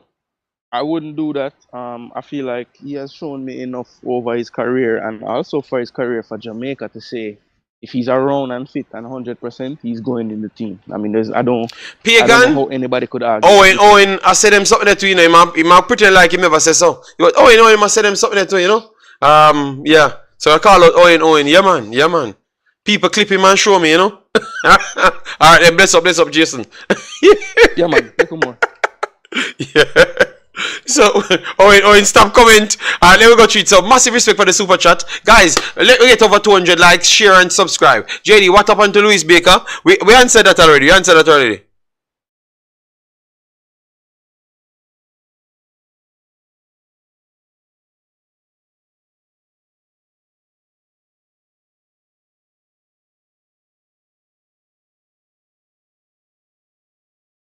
Alright, so Marlon King says, JD, my point is he play 3 games in the position. He's good defensively, that is true. But Marlon, you see, that's the problem in Marlon. I would have agreed with the defensively, you know, but I'm saying he can't reach the players them sometimes. I think his legs get too heavy too fast. So when he's close to them, I have no problem. I think he's the best person for the job when he's close to them. But they can get around him very, very easily because he can't get across to them after maybe 20 minutes. And that is my problem because I saw it in both games, Marlon. So that was my problem, you know. I agree with you with the tackling and I give him his credit for his tackling. Big up yourself, Mike Larry. Massive respect. All right, yeah, man. We see the one Juras. The one Drew was talking about, I'm still here. I know result can be in spite of cause. We draw and win in spite of Palmer. Yeah man, me agree with you. Mirak, in spite of Palmer too as well. Palmer never play good. Alright, wanna make Chippy remove Jamaica International from his profile? Really? Oh my god. Why would he do something like that? Is that not going to make people look at him different as well? Damn. But why you wanna have your best defender on the bench? I mean, I would no. Ball kick is just Owen. Then me a follow and say, me I just take off Liam, Ethan Pinnock off the field. You know? She. Richie Robinson, big up yourself, says Fox. Alright. Maybe he's not fit enough for the role, and that's what I'm saying, Jero. So if he keeps on getting better and better with better stamina level, because people don't understand, you get different breadths. In defense. Because you're in the center of defense, but in the center of midfield, you can't hide. There is no passenger. You're going to be exposed. And that's all I'm saying. He got exposed in both of the games. In all of the games he played. Even the game that we came back against Canada. Remember, Canada could have still scored 5 goals when he moved in midfield. It's just because they had not scored their chances. After he came in midfield as well. And the United States never scored the tap-ins them that they had. So it's just because we never conceded because the opponents never scored. But the chances still happen. And we are here to minimize chances. You can't kill me for that if I want to minimize chances, people. Come on, man. JD, I missed the part. No, I don't know nothing about Louis Baker at all. I need to talk to Mr. Speed. Okay. Oh, my God. All right. JD... stop add words, add to my words. Context. Okay. Him not have the So okay, people, don't let me turn this into a Liam Bailey stream, guys, because we wanted to done about. I don't know why these guys find a way to make the internet every single day. It's like they are desperate for people to talk about them, star. You know? So people now go talk about them. Let we leave him. What about Pinnock in midfield? I think out of that, Hector played the best out of all of them in midfield. I've never seen Pinnock play in midfield to that. He goes in midfield in a lot of games. And he's comfortable there. But I've not seen him play there. You know? Yeah, man, me now come off topic. Me actually done the stream, you know. Me done the stream. You understand me? Actually done the stream. Leave them alone. The man them come and have problems. As I tell you, the biggest thing we hit them, when me say, the man them look unhappy. So as all them fans them and all them talk about how much money them have, are the saddest people them with whole heap of money me ever seen in my life. The saddest people them. I don't know how that is possible. When a money all them that grow up a try earn. But them seems very sad. Mr. Butler seems very sad. Liam Bailey seems very sad. Everybody, all them just seem very sad. So I think they need to find what is causing them to be unhappy, and it cannot be the JFF. So I'm tired for when you tell me say the JFF make you not happy. You not play England, you not play football, you not own players, you not sell players. I can't why the JFF make them man so unhappy? Please, that's the last question I'm gonna ask you know. Why them man so rich and the JFF make them so unhappy, people? Please explain to me. We have 200 people here. Tell me why them man so unhappy. Every day. And even them pillar man them can't tell me say them happy. Because everything them show say them happy. Because every day when me hear them a cuss. Every day. And them a cuss the same people them every day. Marlon King says selfishness. Alright, yeah man. So we chat football for 2 straight hours, you know, and the pillar man them desperate for getting in. Boston man say yes, it is the JFF because JFF is the reason his son quit football. Okay, Jesus God. So JFF is the reason why his son quit football. And the JFF own all the clubs around the world, Boss Thomas. So make that make sense. Make that make sense. JFF not own no club or no club at all. But yet still, I know Kyle Butler want to play for all the big clubs them. He want to play for big clubs so much, he might tell a lie for the clubs them when he play pan. Alright, so what that it stop him. International football, him mean must be that. Okay. Well, GSD, you can't answer for him. You get me? Boston said, ask them to make it make sense. Sin of the father, one Malta. You media said Kyle Butler not good. At the same time say Kyle Butler not good. So that means it's a common take around the place that one is not good. Alright, yes. So guys, we hopefully we are on 200 likes already. So once the people come back around, because the people say I beg too much likes.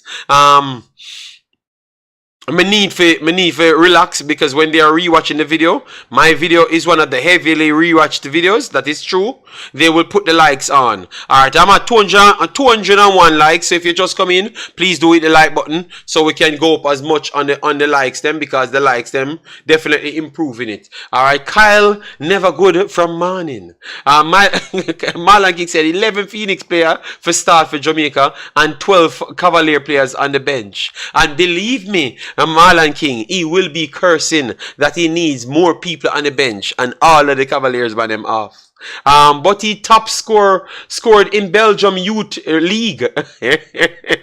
Ishmael said, I don't get it. What you don't get, Ishmael? I don't understand. No, man. The reason why Liam Bailey them come, Liam Bailey, them say Liam Bailey remove Jamaica off of him bio in Instagram. So, him have to make the news.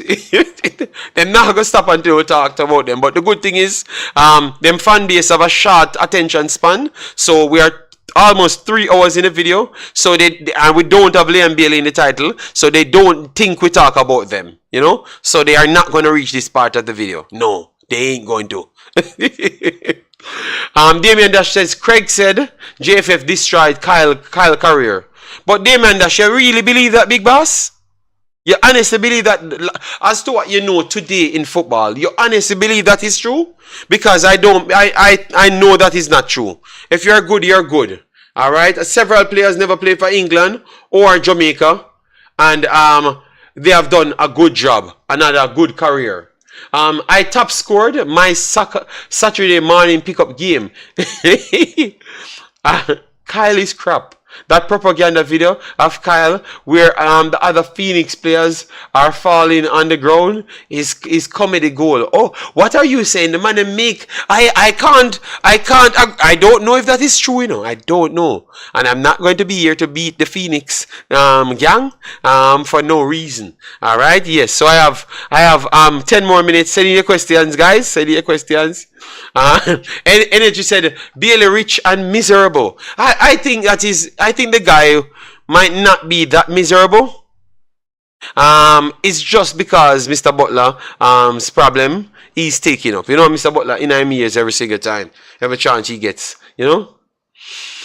Jura said he played for Bayern Munich. Remember? No, that is not true. It is not true, Juras. It is not true. Not one day at all. It is not true. It is not true. Alright, let me say it soft. So guys, let me recap.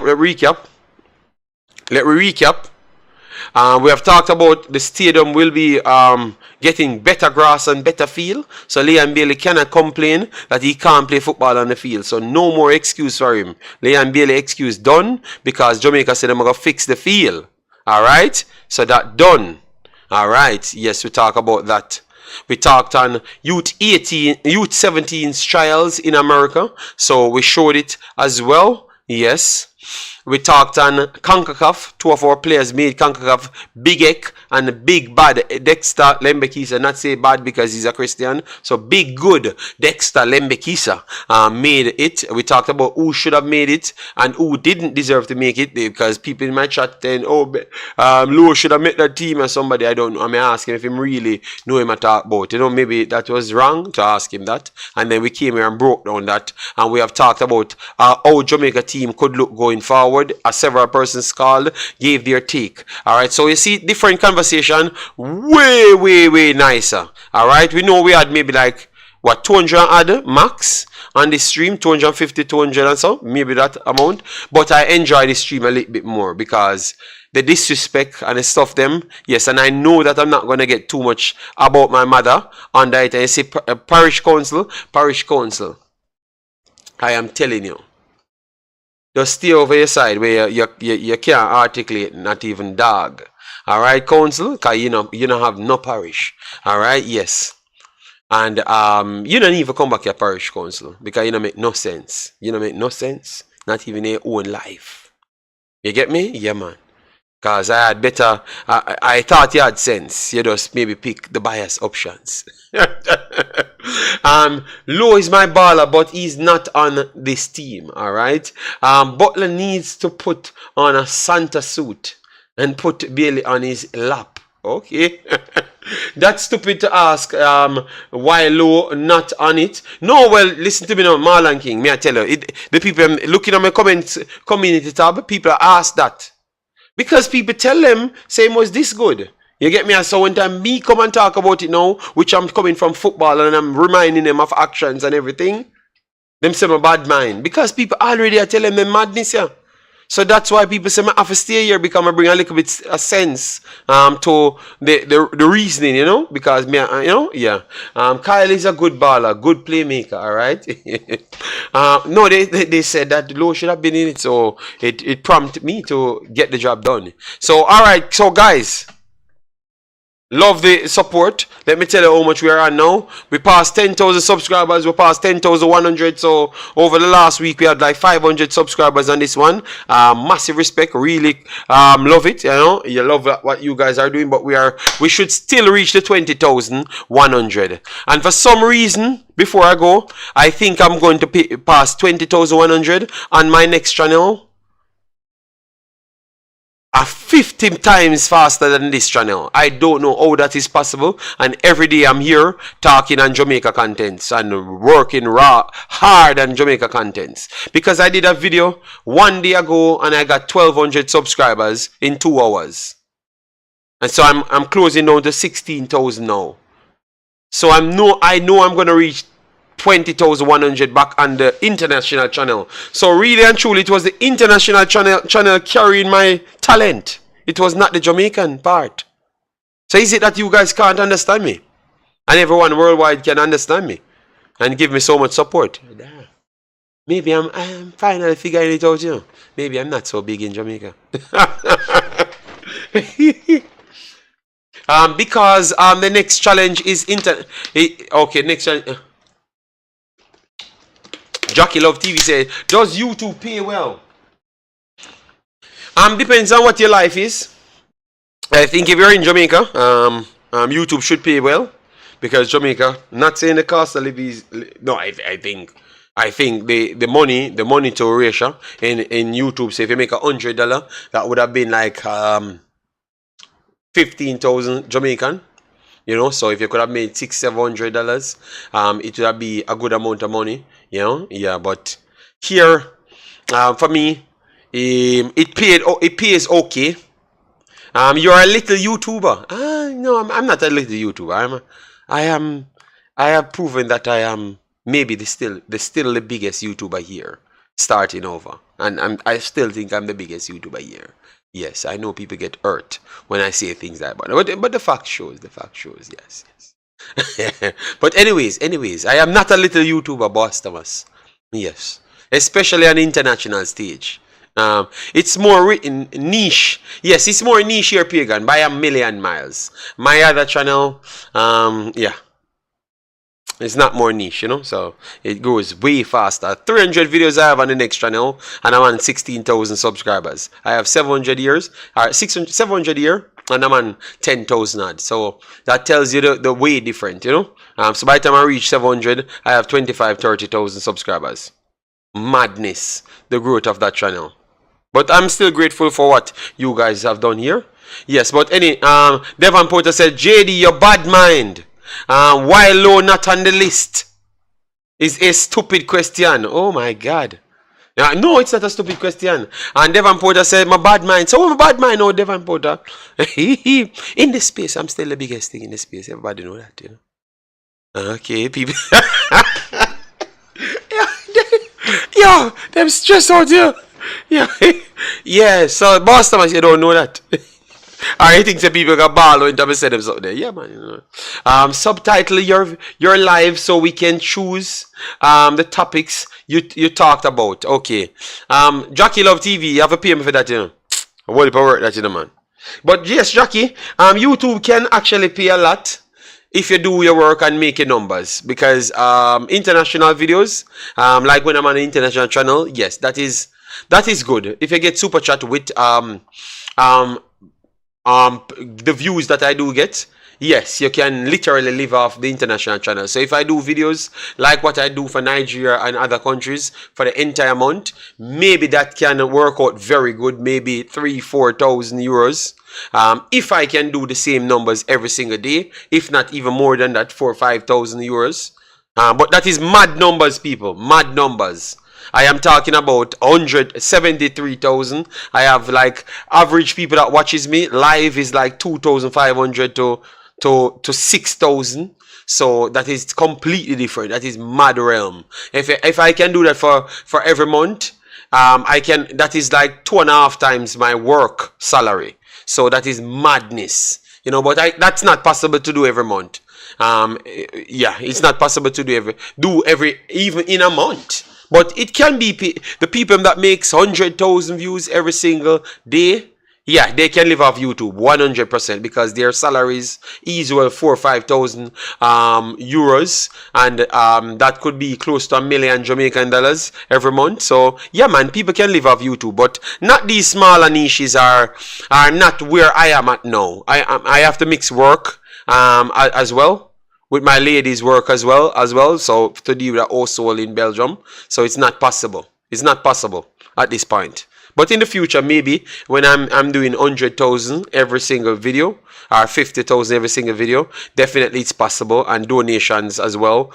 It's definitely possible because I have a lot of friends that actually live off YouTube, but they are English talkers, and the English niche is one of the highest niche, and the money that comes through that is very, very, very good.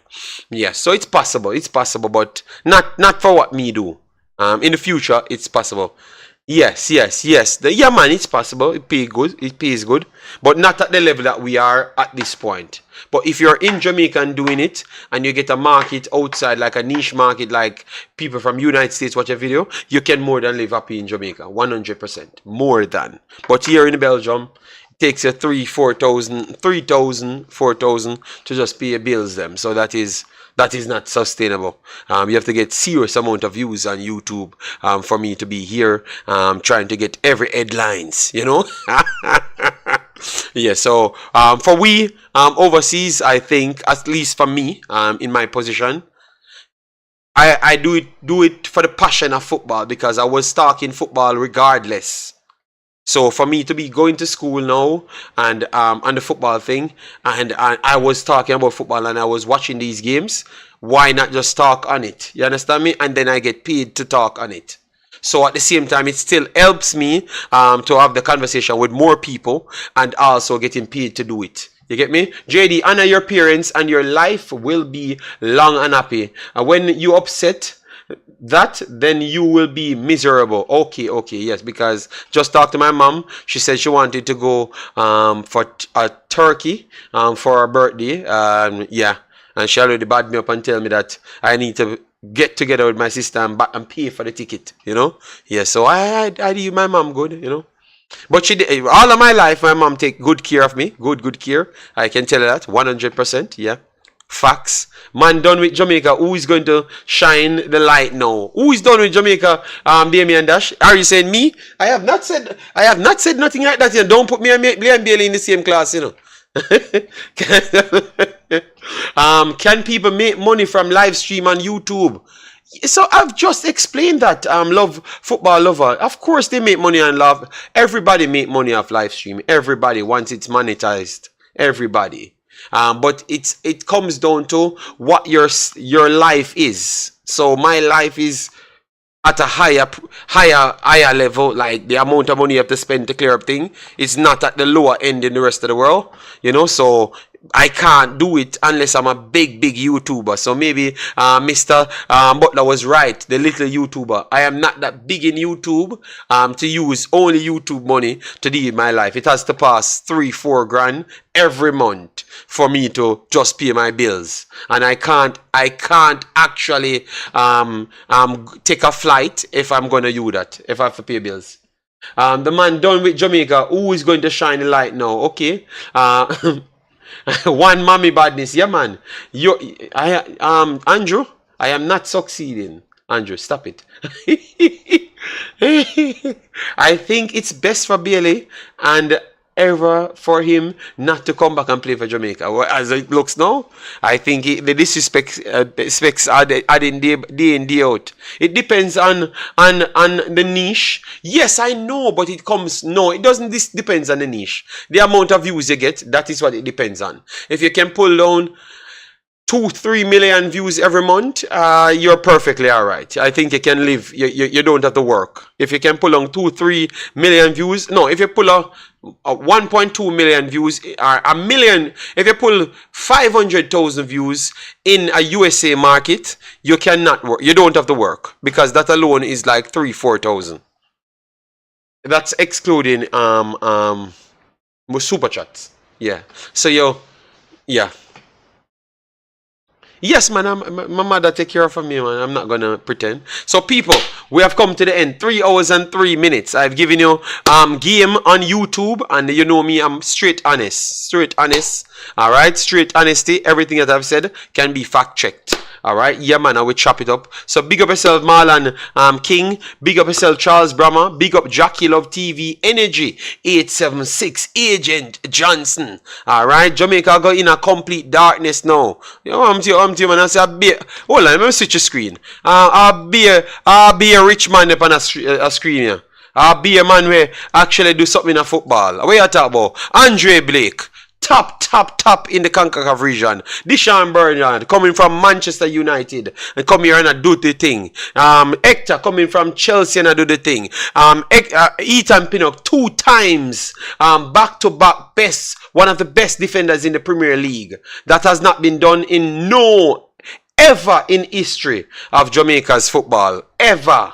Alright, Latibody here, Manchester City going to Coventry City, Anderson down in a League One, Greg Lee, Manchester City and down in a League One, Hector Lembikisa, one of the actual stone for Wolves, Omari Gray, big star, Premier League winner, and down in Saudi and mash it up. Come here and star up the CONCACAF. Mikel Antonio, one of the best players for West Ham's history, just came off winning Europa Cup and one of the top goal scorers. And then Bobby Reid, one of the more organized players. And then Shamar Nicholson, one of Jamaica's best product. We are in which Jamaica could be in this is one of Jamaica's best lineup ever. Best lineup ever. And maybe one of the Jamaica's richest lineup ever. So nobody now miss Bailey. Several man depend this were richer than Bailey by country donkey lanes. I want you, man. Roll ball and make we love it. Big up people. Take care. Bye bye.